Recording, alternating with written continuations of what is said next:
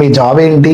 నేను జాబ్ లోకి జాయిన్ అవ్వడం, నలుగురు స్టూడెంట్స్ ని మా ఫ్రెండ్స్ ని చదివించడం జరిగింది. ఈ వర్డ్ ఏదైతే ఉందో చెయ్యూత, దానికి చేయూత ఆ ఫస్ట్ స్టెప్ మీకు ఎలా అనిపించింది? మనకి ఇష్టమైన పని ఏది కష్టంగా ఫీల్ అవ్వం. ఒక సంస్థను స్టార్ట్ చేసి దాన్ని ముందుకు తీసుకెళ్లాలంటే గట్స్ ఉండాలి. డేంజరస్ అనమాట.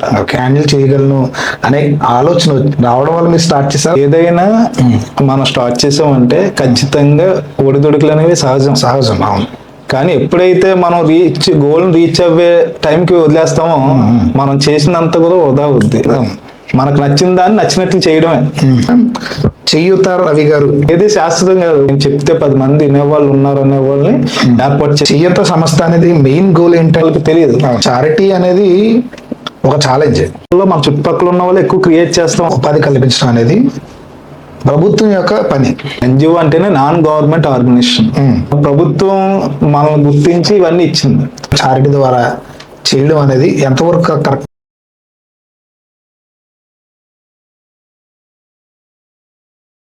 తలసీమియా పిల్లలు ఎంతమంది ఆదరించారు? ఎంతమందికి మీ సంస్థ ద్వారా బ్లడ్ వెళ్ళి? నాకు తలసీమియా తెలిసింది 2014 నుంచి. యాక్టివిటీస్ అన్ని కూడా మీ సంస్థ చేస్తుంది. అది దాదాపు 12 యాక్టివిటీస్ అయ్యి ఉన్నాయి. ఏంటి అసలు కాన్సెప్ట్ ఏంటండి?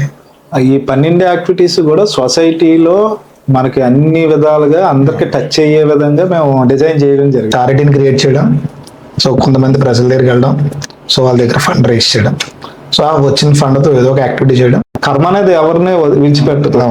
పబ్లిసిటీ కోరుకుంటున్న వాళ్ళు చాలా మంది ఉన్నారు. మనం చేసి చూపించుకోకపోతే చేతగాంతనం కింద ఉంది. అసలు నీడ్ ఉన్న వారికి అందుతుందా సరైన సమయానికి బ్లడ్? పేషెంట్లకి కంపల్సరీగా ఉచితంగా ఇవ్వాలి. అలాగే తలసీమ పిల్లలకి ఉచితంగా ఇవ్వాలి. అవసరం లేకపోయినా చేస్తే వాళ్ళని బద్దకస్తులు చేస్తున్నట్టే కదా. మనకి కలిసి వచ్చేది ఏమీ లేదు. కాకపోతే చెయ్యూత రవి గారు స్థాపించిన చెయ్యూత సంస్థ, దీనికి బ్యాక్ బోన్ మన ఆదిత్య చైర్మన్ శేషారెడ్డి గారు ఉన్నారని చాలా మంది అంటున్నారు. అది ఎంతవరకు కరెక్ట్? శేషారెడ్డి గారు బ్యాక్ బోన్ కాదు, కానీ చెయ్యూత రవి గారికి చాలా మంది రాజకీయ నాయకులతో పరిచయాలు ఉన్నాయి. వారి సంబంధాలు అనేవి సహజం.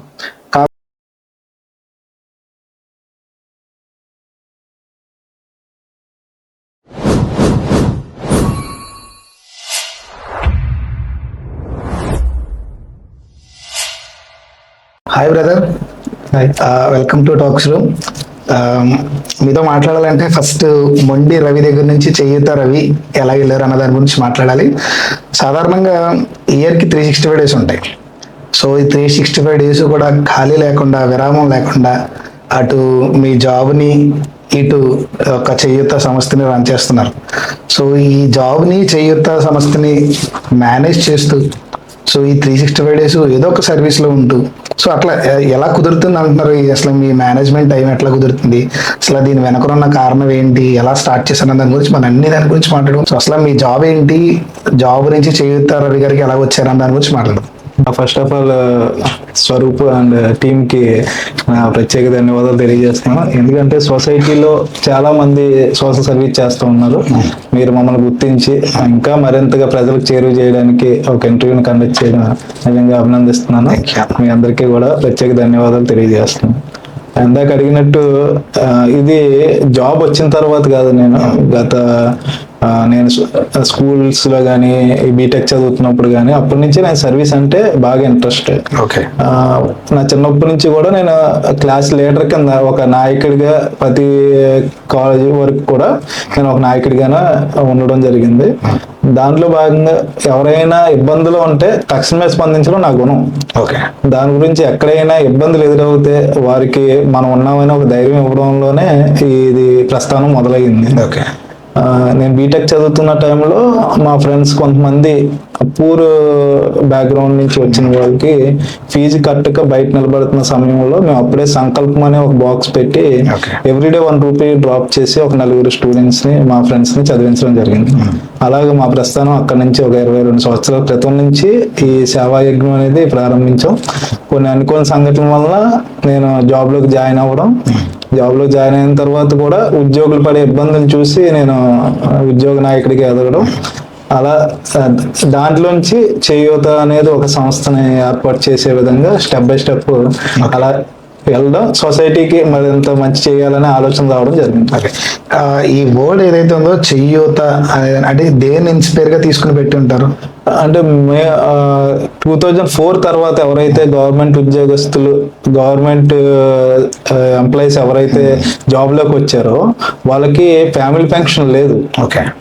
అంటే గవర్నమెంట్ తీస్తుంది అన్నమాట. కేవలం మట్టి ఖర్చులు 10,000 రూపాయలు ఇచ్చి ప్రభుత్వానికి ఉద్యోగికి తెంపేసుకునేది. ఓకే. అలాంటి సమయంలో మేము ఒక సిపిఎస్ కాంట్రిబ్యూషన్ ఎంప్లాయీస్ అసోసియేషన్ అనేది స్థాపించి ఎవరైతే చనిపోయారో వాళ్ళ కుటుంబాలకు ఇంటికి వెళ్ళి ఒక చేయూతను ఇచ్చేవాళ్ళం. ఇప్పుడు ఎలా అయితే ఎవ్రీ మంత్ కాంట్రిబ్యూట్ చేసుకుంటున్నామో చనిపోయిన కుటుంబాలకి మేము కొంత అమౌంట్ మా ఎంప్లాయీస్ అందరూ వేసుకుని వాళ్ళకి చెక్ రూపంలో ఇచ్చేవాళ్ళం. దానికి చేయూత అని చెప్పేసి ఒక కార్యక్రమం కింద చేయడం జరిగింది. ఓకే. దానికి అనుగుణంగా ఏంటంటే 2017వ సంవత్సరంలో మేము చేస్తున్న పోరాటాలకి మేము ఎన్నో అమరనిరాదీక్షలు చేసాం. మా మీద కూడా కొన్ని కేసులు కూడా ఉన్నాయి. ఇలా చేయడం వల్ల 2017లో నారా చంద్రబాబు నాయుడు గారు ఎటువంటి కమిటీ కాలయాపన చేయకుండా ఒక ప్రభుత్వ ఉద్యోగులు ఎవరైతే లైవ్ లో కాకుండా చనిపోయిన వాళ్ళు ఎవరైతే ఉన్నారో 2004 తర్వాత వాళ్ళ ఫ్యామిలీ పెన్షన్ గ్రాట్యుటీ ఇవ్వడం జరిగింది. అంటే ఒక్కొక్క కుటుంబానికి 25 లక్షల నుంచి 30 లక్షల రూపాయల వరకు ఆ కుటుంబానికి ఫైనాన్షియల్ బెనిఫిట్ అనేది కలిగింది. ఓకే. దానిలోంచి మేము ఏం చేసామంటే ఇది అలాగా ఫైనాన్షియల్ బెనిఫిట్ అనేది ఒక కుటుంబానికి వస్తుంది కాబట్టి కొంతమంది మిత్రులతో కలిసి 2017వ సంవత్సరంలో మనం చేయూత అనే ఒక సొసైటీని ఏర్పాటు చేసి ఇంకా మంది ఉద్యోగస్తులే కాదు సొసైటీలో చాలా వెనకబడిన వాళ్ళు ఉన్నారు, వాళ్ళందరికీ మనం సపోర్ట్ చేద్దాం అన్ని విధాలుగా అని చెప్పి మేము ప్లాన్ చేసుకుని చేయూత అనే ఒక ఆర్గనైజేషన్ డెవలప్ చేసాం ఎంప్లాయీస్. ఓకే. సాధారణంగా ఉద్యోగస్తుల గురించి మాట్లాడాలంటే ఉదయం వెళ్ళి ఈవినింగ్కి వచ్చేసరికి వాళ్ళు చెప్పే పనులు కానీ లేకపోతే చేస్తున్న పనులు బట్టి నీరసం అయిపోతారు చాలామంది. సో నీరసం అయిపోతున్న సమయంలో కూడా సో ఈ డ్యూటీని చేస్తూ వచ్చి మళ్ళీ ఈవినింగ్ ఏదో ఒక సర్వీస్ ఉందని చెప్పి మళ్ళీ అక్కడికి పరిగెత్తి మళ్ళీ వాళ్ళతో మాట్లాడి ఇంటరాక్ట్ అయ్యి వాళ్ళ గురించి వాళ్ళ సమస్య తెలుసుకుని మాట్లాడి ఎలా మేనేజ్ చేస్తున్నారంటే సాధారణంగా కొంచెం కష్టం ఇది. ఈ కష్టమైన పనిని మీరు ఎలా హ్యాండిల్ చేస్తున్నారు అనే దాని గురించి. ఆ కష్టంలోనే ఇష్టం ఉంటుంది. ఓకే. ఎందుకంటే మనకి ఇష్టమైన పని ఏది కష్టంగా ఫీల్ అవ్వం. అవును. దాంట్లో భాగంగా మనం ఏం చేస్తున్నాం అంటే నాకు 10 to 5:30 వరకు వర్కింగ్ అవర్స్. ఓకే. ఏదైనా మేము పబ్లిక్ ఇంటరాక్ట్ అవ్వాలనుకున్నప్పుడు సెకండ్ సాటర్డే సండేనే ఎక్కువ మేము సర్వీస్ చేస్తూ ఉంటాం. ఓకే. అంటే హాలిడేస్ లో మా ఫ్యామిలీస్ కి నిజంగా మేము ఈ సందర్భంగా కృతజ్ఞతలు తెలియజేయాలి. ఎందుకంటే వాళ్ళు ఇచ్చే సపోర్ట్ తోనే మేము సోషల్ సర్వీస్ అనేది ఎక్కువ చేయడం జరుగుతుంది. ప్రధానంగా ఇక్కడ జరిగేది ఏంటంటే మాకు అనేక సమస్యలు వస్తూ ఉంటాయి. డైలీ ఇక్కడ మా చిల్డ్రన్ హోమ్ కానీ ఆఫీస్ కానీ వచ్చి పలానా చోట ఇన్ని సమస్యలు ఉన్నాయని చెప్పగానే వాళ్ళందిట్లో ప్రయారిటీ ప్రకారం మనకున్న కొన్ని టీమ్స్ ని బేస్ చేసుకుని వాళ్ళు ఇచ్చే రిపోర్ట్ ని బేస్ చేసుకుని నేను సెకండ్ సాటర్డే లేదా సండే వెళ్ళి వాళ్ళ ప్రాబ్లమ్స్ ని సాల్వ్ చేయడం జరుగుతుంది. ఓకే. మీరు చెప్పినట్టు మీరు బీటెక్ ఉన్న టైంలో సో ఒక క్లాస్ లీడర్గా ఉండి లేదా కాలేజీలో ఉన్నప్పుడు లీడర్గా ఉండి సో ఇట్లా సర్వీస్ చేయడం అనేది ఓకే. బట్ ఒక సంస్థను స్టార్ట్ చేసి దాన్ని ముందుకు తీసుకెళ్లాలంటే గట్స్ ఉండాలి. సో ఆ ఫస్ట్ స్టెప్ మీకు ఎలా అనిపించింది? అదే చెప్తున్నా, చిన్నప్పటి నుంచి లీడర్షిప్ క్వాలిటీస్ అనేవి నాకు ఇంట్రెస్ట్ బాగా. ఏదైనా ఉంటే నా ఇంటెన్షన్ ఏంటంటే మనం గొప్ప, మనం మాత్రమే గొప్ప కాదు. అచ్చా. ఓకే. అంటే మన పరిధిలో మనం చేసే పని ఏదైతే ఉందో నేను మంచిగా చేస్తున్నాను అనేది మనకు సెల్ఫ్ సాటిస్ఫాక్షన్.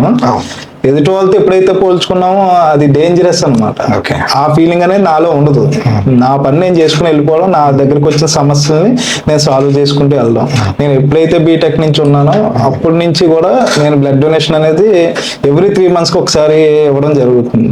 అప్పటి నుంచి కూడా ఇప్పటి వరకు కంటిన్యూస్ గా కోవిడ్ టైంలో అయితే నాకు కోవిడ్ రావడం వల్ల ఒక 2 times గ్యాప్ వచ్చింది, కానీ ఇప్పటికే 62 నుంచి 63 టైం వరకు మళ్ళా రేపు 64th టైం ఇవ్వబోతున్నాం.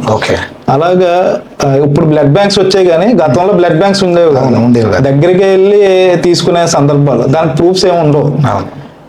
అలా ఏంటంటే ఎవరైతే మనకి అప్రోచ్ అయ్యారో వాళ్ళకి ఏదో రకంగా హెల్ప్ చేయడమే నాకున్న ఇంటెన్షన్ ఉంది. ఓకే. సో నార్మల్గా మీరు అన్నట్టు ఇష్టంతో చేసే పనిది కాబట్టి స్టార్ట్అప్ అనేది బిగినింగ్ ఈజ్ వెరీ ఇంపార్టెంట్ అనే విషయం చెప్తా ఉంటారు. ఒక సంస్థ స్టార్ట్ చేయాలంటే చాలా ప్రోగ్రెస్ కావాలి. సో ఒక టీం ఉండాలి, ప్రోగ్రెస్ ఉండాలి, సో ఎదుటి వ్యక్తి ఏదైనా సరే అన్నా సరే దాన్ని తట్టుకునే శక్తి కూడా ఉండాలి. సో యాజ్ ఏ ఎన్జిఓగా లేదా ఒక సంస్థను స్టార్ట్ చేయాలంటే ఇది కంపల్సరీ. సో అలాంటి సమస్యలు ఎదురవుతాయి, పర్వాలేదు నేను హ్యాండిల్ చేయగలను అనే ఆలోచన రావడం వల్ల మీరు స్టార్ట్ చేశారా, లేదు పర్లేదులే అనే ఆలోచనతో ఉన్నారా? ఏదైనా మనం స్టార్ట్ చేసామంటే ఖచ్చితంగా ఒడిదుడుకులు అనేవి సహజం. అవును. కానీ ఎప్పుడైతే మనం గోల్ రీచ్ అవ్వే టైంకి వదిలేస్తామో మనం చేసినంత కూడా వృధా అవుద్ది. నా సక్సెస్ ఏంటంటే నేను ఎక్కువగా ఆలోచించను, మన దగ్గరకు వచ్చిన దాన్ని మనకి ఇష్టం పూర్వకంగా మనం ఏదైతే చేయగలమో అదే సక్సెస్. సక్సెస్ క్యాప్షన్ అంటే ఏమీ లేదు, మనకు నచ్చిన దాన్ని నచ్చినట్లు చేయడమే, దాన్నే ఒక సక్సెస్ గా ఫీల్ అవుతాం. ఇప్పుడు మా టీం నిజంగా చెప్పాలంటే కాన్స్టిట్యూషన్స్ లెవెల్లో నియోజకవర్గ పరిధిలో ముందుగా నేను ఏర్పాటు చేసుకున్నది ఎంప్లాయీస్ ని, అంటే నేను చెప్తే 10 మంది వినేవాళ్ళు ఉన్నారు అనే వాళ్ళని ఏర్పాటు చేసుకున్నాం. అలాగా స్టూడెంట్స్ వచ్చారు, లాయర్స్ వచ్చారు, డాక్టర్స్ వచ్చారు. జిల్లా వ్యాప్తంగా స్టార్ట్ చేసిన తర్వాత అన్ని జిల్లాల్లోని ఒక టీం కింద మేము టీం చేయూతగా ప్రస్థానం మొదలెడుతున్నాం. ఇప్పటికి కూడా గత 10 years నుంచి ఏ రోజు అక్కకుండా ఈ ప్రస్థానం అనేది కొనసాగి, అంటే నేను సర్వీస్ 22 years నుంచి చేస్తున్నా సరే నేను జాబ్కి ఇప్పటికి 19 years అవుతుంది. ఎవ్రీ మంత్ కొంత అమౌంట్ ని నేను సొసైటీ ఖర్చు పెట్టాను. 30% ఏదో. తర్వాత ఏంటంటే ఈ సంస్థని ఎప్పుడైతే 2017లో ఇలాగ ఇచ్చారో అప్పుడు ప్రారంభించాలని ఒక ఆలోచనతో మేము ప్రారంభించాం. ఓకే. ఈ చేయూత సంస్థ అనే దాని గురించి మనం మాట్లాడుతున్నాం కాబట్టి సాధారణంగా చాలా మంది మీ పేరుని పలకాలంటే మొండి రవికుమార్ గారు వచ్చారని గతంలో అనేవారు. ఇప్పుడు ఏ సోషల్ మీడియాలో చూసినా లేదా ఎక్కడికి మీరు ఏ ప్రోగ్రామ్కి వెళ్ళినా చేయూత రవి గారు అని పిలుస్తున్నారు. ఏంటి దానికి దీనికి ఏంటి తేడా? అంటే నాకు ఇప్పుడు కాదు కానీ డిపార్ట్మెంట్ లో డిఈఓ ఆఫీస్ లో చేసేవాడిని. ఒక 7 years వరకు డిఈఓ రవి అనేవారు. డిఈఓ రవి. తర్వాత సిపిఎస్ ఉద్యమం కోసం స్టార్ట్ చేసినప్పుడు సిపిఎస్ రవి అనేవారు. ఇప్పుడు చేయూత కోసం ఎక్కువ కనబడుతుంది కాబట్టి చేయూత రవి అంటే దేని మీద ఏ వర్క్ మీద ఫోకస్ చేస్తామో దానికి ఇంటి పేరుగా మార్చుకోవడం ఒక అలవాటుగా అయిపోయింది. ఏది శాశ్వతం కాదు. ఇప్పుడు డిఈఓ ఆఫీస్ లో నేను కంటిన్యూస్ గా జాబ్ చేస్తాను, నాకు సపోర్ట్ కూడా మా ఎంప్లాయీస్. అదే సిపిఎస్ ఉద్యమం ద్వారా నాకు కొద్దిగా క్రెడిబిలిటీ అనేది వచ్చింది. 10 మందికి రాష్ట్ర వ్యాప్తంగా నా ఉద్యమం ద్వారా తెలిసాను. ఇప్పుడు చేయూత ద్వారా ప్రజలకు చేరువవుతున్నాం. అంటే ఒక పక్కన మనం ఉద్యోగ ఉపాధ్యాయులకి, ఒక పక్కన అట్టడుగున్న ప్రజలకి ఒక వారధిగా చేయూత రవి అనేవాడు ఉన్నాడు అనేది సొసైటీకి ఇప్పుడు పరిచయం అయ్యింది. అయితే గతంలో ఎటువంటి పబ్లిసిటీ ఉండేది కాదు. ఇప్పుడు ఎందాక చెప్పినట్టు బ్లడ్ కావాలంటే రాఘవ హాస్పిటల్లోనే ఇంచుమించు 20 సార్లు నేను డైరెక్ట్ గా బ్లడ్ యాక్సిడెంట్ అయిన కేసులకి ఇవ్వడం జరిగేది. అలాగే ఏంటంటే మనకి ఇప్పుడు పబ్లిసిటీ సోషల్ మీడియా పెరగడం వల్ల ఆ సరౌండింగ్ పీపుల్ అలాగే మీలాంటి వాళ్ళు మమ్మల్ని ప్రోత్సహించడం వలన సొసైటీకి తెలుస్తున్నాం. ఓకే. చేయూత అనే సంస్థ అంటే సాధారణంగా ఒక్కొక్కరికి ఒక టార్గెట్ ఉంటుంది. ఇప్పుడు బిజినెస్ మ్యాన్ అంటే ఇంత సంపాదించాలి, ఇది టార్గెట్, నా గోల్ అని చెప్పి అనుకుంటారు. సో చేయూత సంస్థ అనేది మెయిన్ గోల్ ఏంటంటే ఏం చెప్తారు? యువతని సాయం వైపు మార్చడం కోసం ఏర్పాటు చేసిన సంస్థ అది. అంటే సాయం చేయడం యువతకు ఒక ఫ్యాషన్ గా మార్చడమే మా లక్ష్యం. ఓకే. దాంట్లో చాలా వరకు మేము సక్సెస్ అవుతున్నాం అని అనుకోవాలి. ఎందుకంటే ఎక్కడో ఉన్న వాళ్ళు చాలా వరకు ఇప్పటికి మొబైల్ కి గంజాయిలకి ఎక్కువ ఎడిట్ అయిపోయి అనేక అనర్థాలు జరుగుతున్నాయి. వాటిని అరికట్టాలంటే కేవలం ప్రభుత్వాల వల్ల కాదు, మనలాంటి వాళ్ళు ప్రతి ఒక్కరు ఒక బాధ్యతగా తీసుకోవాలి. అందులో ప్రధానంగా రూట్ లెవెల్స్ నుంచి, అంటే ఎవరైతే ఎడ్యుకేషన్ చదువుతున్న చిన్న పిల్లల దగ్గర నుంచి కూడా ఒక మోరల్ లాంగ్వేజ్ కింద సేవ అనేది ఒక అలవాటు కింద మారిస్తే సర్వీస్ లో భాగం అవుతే వాళ్ళు అనేక మంచి లక్షణాలు అనేవి వచ్చే అవకాశం ఉంది. దాని గురించి చిన్న ఎగ్జాంపుల్ ఏంటంటే ఒక 3 hours మనం మూవీలో కూర్చున్నాం అనుకోండి, ఆ మూవీ చూస్తున్నంతసేపు మనకి వేరే ఆలోచన ఏమి ఉండదు. అలా సర్వీస్ మన రక్తంలో ఎక్కించుకుంటే ఇది ఒక అభిరుచిగా మారి ఇంకా దాని మీద ఎక్కువ జాస్ పెట్టడం వల్ల బయట జరిగే అనార్థాలను మనం అరికట్టడానికి చిన్న ప్రయత్నం అయితే మేము మొదలు పెట్టడం జరిగింది. యంగ్స్టర్స్ అందరినీ మనం ఒక దారిలో తీసుకురావాలి. సో ఇప్పుడు ప్రజెంట్ జరుగుతున్న సిచ్యువేషన్స్ నుంచి బయట తీసుకురావాలి. సో నెక్స్ట్ ఫ్యూ ఇయర్స్ లో చేయూత సంస్థను ఎలా డెవలప్ చేద్దాం అనుకుంటున్నారు? లైక్ ఇప్పుడు ప్రజెంట్ చేస్తున్న 12 యాక్టివిటీస్ అయ్యో మా దృష్టికి వచ్చినాయి. సో ఈ 12 యాక్టివిటీస్ ని పక్కన పెడితే సో నెక్స్ట్ 5 years లేదా ఒక 3 years లేదా 10 years తర్వాత ఒక చేయూత సంస్థని నేను ఎలా చూడాలనుకుంటున్నాను, సో ఇంతమందికి ఆదర్శంగా ఉండాలనుకుంటున్నాను అనే కాన్సెప్ట్ ఉంటుంది మీకు. సో దాన్ని మనం ఎలా చెప్పచ్చు? ఆదర్శం అని మాకు గోల్ ఏం లేదు, కానీ మా దగ్గరకు వచ్చిన ప్రతి సమస్యకి సొల్యూషన్ అనేది చేయూత సంస్థ ఉంది, వాళ్ళ దగ్గరికి వెళ్తే ఆ ప్రాబ్లమ్ సాల్వ్ అవుద్దని ఒక నమ్మకాన్ని అయితే క్రియేట్ చేయాలనుకుంటున్నాం. అయితే లాస్ట్ 10 years కన్నా లాస్ట్ 5 years లో స్టార్ట్ చేసి 10 years అవుతుంది. అయితే లాస్ట్ 5 years నుంచి మా మీద నమ్మకం మరింతగా పెరిగింది. ప్రతి ఒక్కరు ఏదో ఒక రకంగా మమ్మల్ని అప్రోచ్ అయ్యి పలానా ఊర్లో ఈ ప్రాబ్లం ఉంది, పలానా మెడికల్ ఇష్యూ ఉంది, లేదంటే పలానా పాపకి ఫీజు కట్టాలి, లేదంటే పలానా రైతు ఇబ్బంది నుంచి మాకు అనేక రిఫరెన్సెస్ వస్తున్నాయి. దాన్ని సాల్వ్ చేయడానికి మా ఫైనాన్షియల్ బేస్ చేసుకుని మేము ముందుకు వెళ్ళడం జరుగుతుంది. అంటే ఇది ఒక హోప్ క్రియేట్ చేస్తున్నాం. అయితే కొన్ని సందర్భాల్లో అమౌంటే కాదు, అవగాహన కూడా అవసరం. ఆ అవగాహన ద్వారా అనేక మంది ప్రాణాలు నిలపచ్చు, అవగాహన ద్వారా అనేక మంది అక్షరాలు నిలపచ్చు, అనేక మందికి అవగాహన ద్వారా మనం ఏదో కోల్పోయిందని కూడా తీసుకోవచ్చు. మెయిన్ కంటెంట్ ఏంటంటే చాలా మందికి ఇప్పుడు మెడికల్ ఇష్యూస్ లో పలానా చోటకి ట్రీట్మెంట్, పలానా చోటకి వెళ్తే ట్రీట్మెంట్ జరుగుతుంది అనేది కూడా కింద వాళ్ళకి తెలియదు. అలాంటిది కూడా మనం అవగాహన కల్పించి ముందుకు తీసుకెళ్ళడం జరుగుతుంది. చారిటీ అనేది ఒక ఛాలెంజ్. సాధారణంగా ఉద్యోగం ఎంత ఛాలెంజ్గా ఉండదో ఒక చారిటీని నడపడం అనేది కూడా ఛాలెంజ్.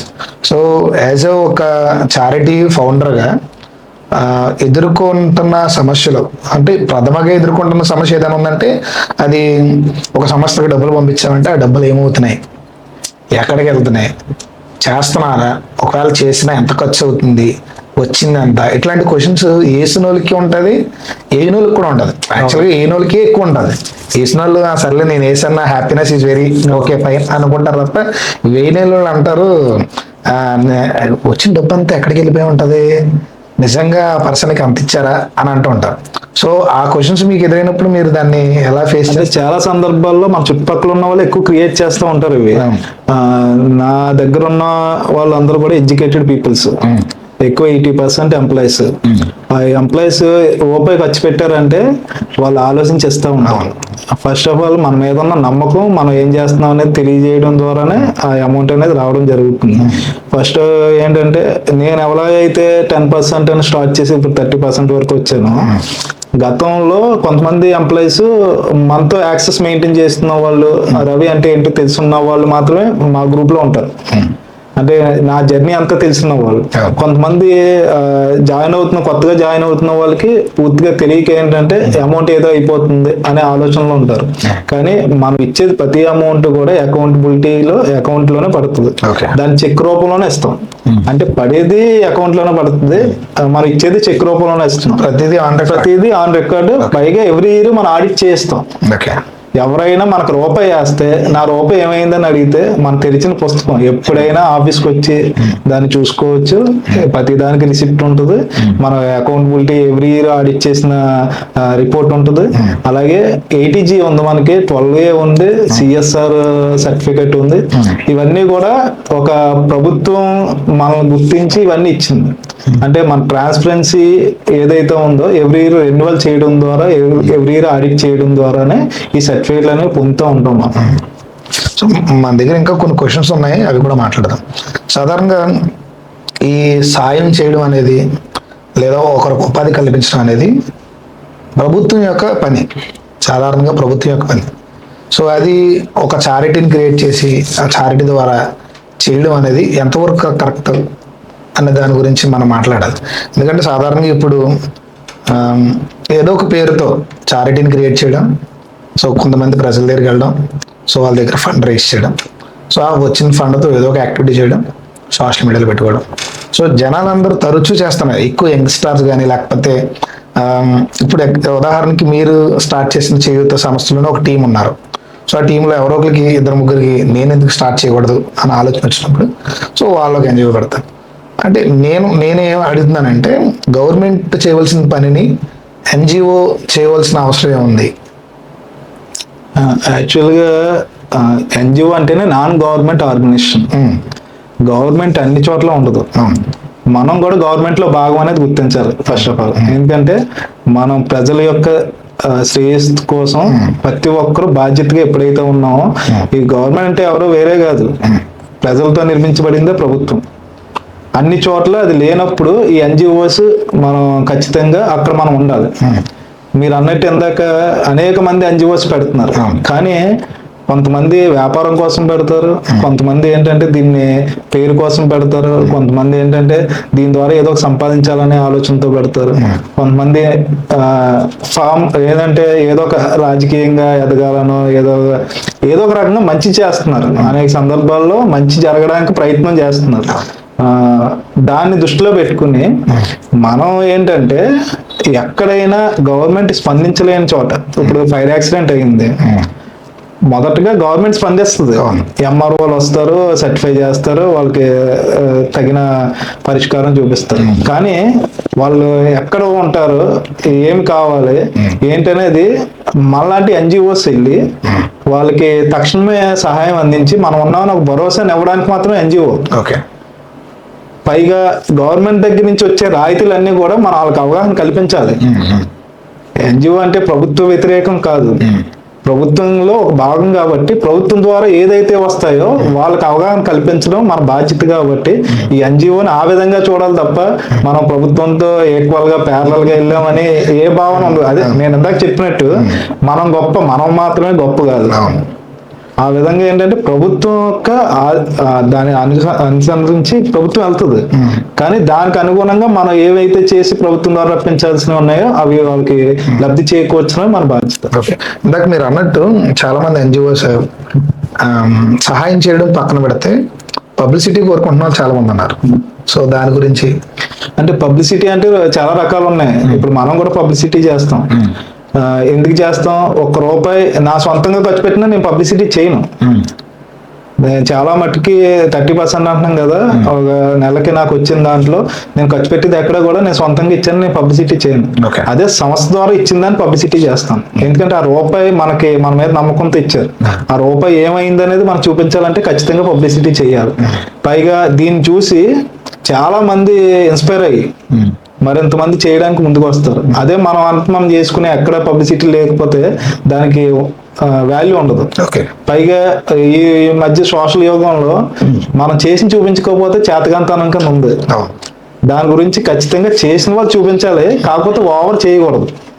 అంటే ఏదో కొద్దిగా చేసి దాన్ని ఎక్కువ హైప్ క్రియేట్ చేసుకుని ఇన్ఫ్లుయెన్సర్లని పక్కన పెట్టుకుని కొంతమందిని ప్రలోభ పెట్టి నాయి మాత్రమే చూపించండి లేదంటే మిగతా వాళ్ళు చూపించొద్దు అంటే కర్మ అనేది ఎవరిని విడిచిపెట్టదు.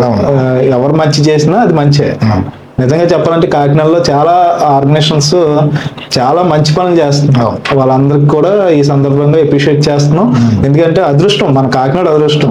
ఏ ఆపద ఉన్నా సరే తక్షణ స్పందించే వాళ్ళు మన ఎన్జిఓస్ ఎక్కువ కాకినాడలో ఉన్నాయని నేను అనుకుంటున్నాను. మీరు అన్నట్టు ఎక్కువ కాకినాడలో ఉన్నాయంటున్నారు కదా.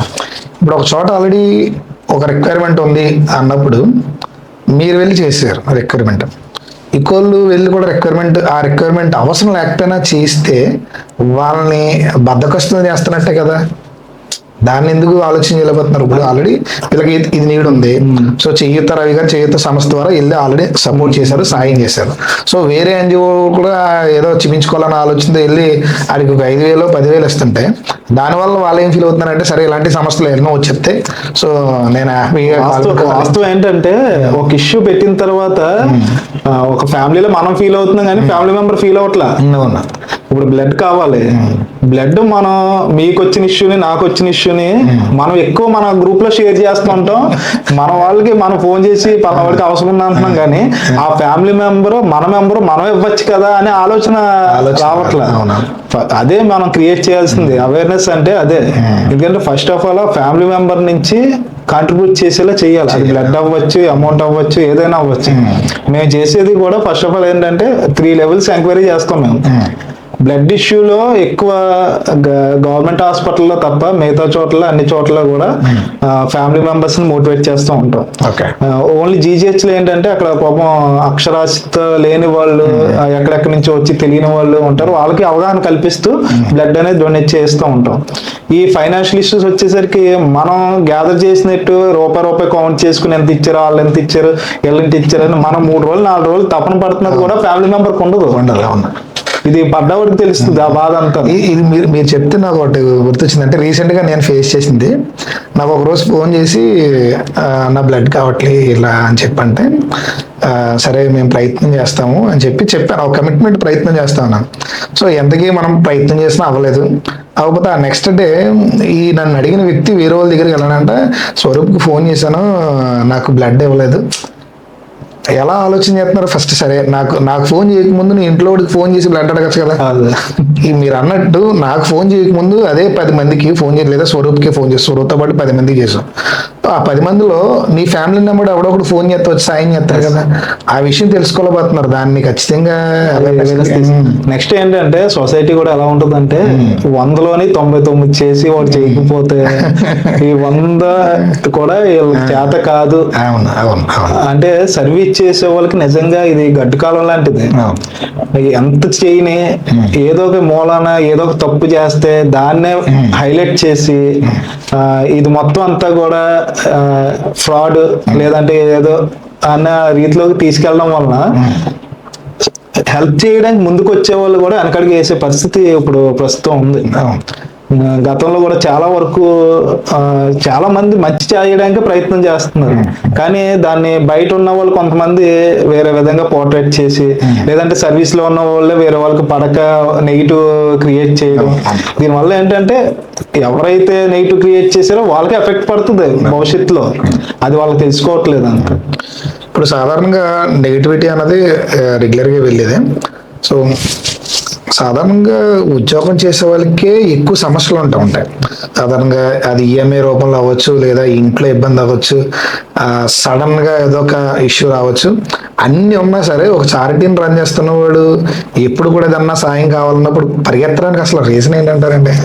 అంటే ఇప్పుడు ప్రస్తుత తరుణంలో ఏంటంటే కొన్ని సందర్భాల్లో యాక్సిడెంట్ అవుతుంది, అక్కడ ఎవరో ఉండరు, మనకు కాల్ వస్తుంది. రాత్రి ఒక సందర్భం చెప్తాను. 1:00 మాకు కాల్ వచ్చింది, పత్తిపాడు కత్తిపూడి హైవేలో యాక్సిడెంట్ అయ్యింది, కాకినాడ తీసుకొస్తున్నాం GGH లో, మీరు సపోర్ట్ చేయాలని చెప్పి 1:30కి నైట్ మన టీమ్ కి ఫోన్ చేసి మీరు వెళ్ళండి అని చెప్పేసి అంటే వాళ్ళు వెళ్ళారు. పాపం వాళ్ళ ఫాదర్ మదర్ కూడా యాక్సిడెంట్ లో ఎక్స్పైర్ అయిపోయి, అబ్బాయి ఒకడే బతుకున్నాడు. అబ్బాయిని తీసుకుని వచ్చారు. తీసుకొచ్చిన తర్వాత సాయం చేయడానికి కూడా ఎవరు లేరు, హాస్పిటల్లో జాయిన్ చేసుకోవడానికి ఇబ్బంది అవుతుంది. ఆ టైంలో మన వాళ్ళు వెళ్తే అనే విధంగా ఉందని చెప్తే మనం వెళ్ళి అక్కడ ట్రీట్మెంట్ చేయించి మొత్తం అబ్బాయిని మళ్ళీ వేరే చోటకి షిఫ్ట్ చేయించి ప్రైవేట్ హాస్పిటల్లో మనమే అమౌంట్ పే చేసి బతికించడం జరిగింది. ఆ అబ్బాయి మన దగ్గర ఉంటున్నాడు. ఇప్పుడు ప్రెజెంట్ అంటే ఇక తల్లిదండ్రులు కోల్పోయాడు. అవును, ఈ సర్వీస్ నచ్చి అని ఎలా వచ్చాడు, ఆ టైంలో నా దగ్గరికి వచ్చాడు, ఖచ్చితంగా అన్ని దగ్గర నేను ఉండాలి అని చెప్పి మన దగ్గర ఉండడానికి సిద్ధపడ్డాడు. మరి అది అవుతుంది అంటారు. అదేంటంటే అక్కడ మన టైం మనకి ఇష్టమైనప్పుడు, లేదంటే ఎవరో ఆపదలో ఉన్నప్పుడు మనం వెచ్చించేది డబ్బులు కాదు, సమయం. ఆ సమయానికి మనం ఎప్పుడైతే విలువ ఇచ్చామో మనకి ఆ సమయం విలువిస్తుంది. ఆ గోల్డెన్ అవర్ లో మనం వెళ్ళకపోతే ఆ పిల్లవాడికి లైఫ్ ఉండదు. ఆ గ్రాటిట్యూడ్ తో ఈ రోజు మనం ఏం చెప్పినా చేయడానికి సిద్ధంగా ఉన్నాడు అబ్బాయి. ఇందాక మాట్లాడినట్టు బ్లడ్ కోసం, సో చాలా మంది ఇప్పుడు బ్లడ్ క్యాంప్స్ పెడుతూ దాన్ని ఒక వ్యాపారంగా చేస్తున్నారని చాలా మంది మాట్లాడుతున్నారు. సో మీ సంస్థ ద్వారా కూడా చాలా బ్లడ్ క్యాంప్స్ జరిగినాయి. సో బ్లడ్ క్యాంప్స్ కి నిజంగానే నీడ్ ఉన్న పర్సన్స్కి ఉపయోగపడుతున్నాయి లేదన్న దాని గురించి ఏం చెప్తారు? అసలు నీడ్ ఉన్న వారికి అందుతుందా సరైన సమయానికి బ్లడ్? అంటే సాధారణంగా బ్లడ్ అనేది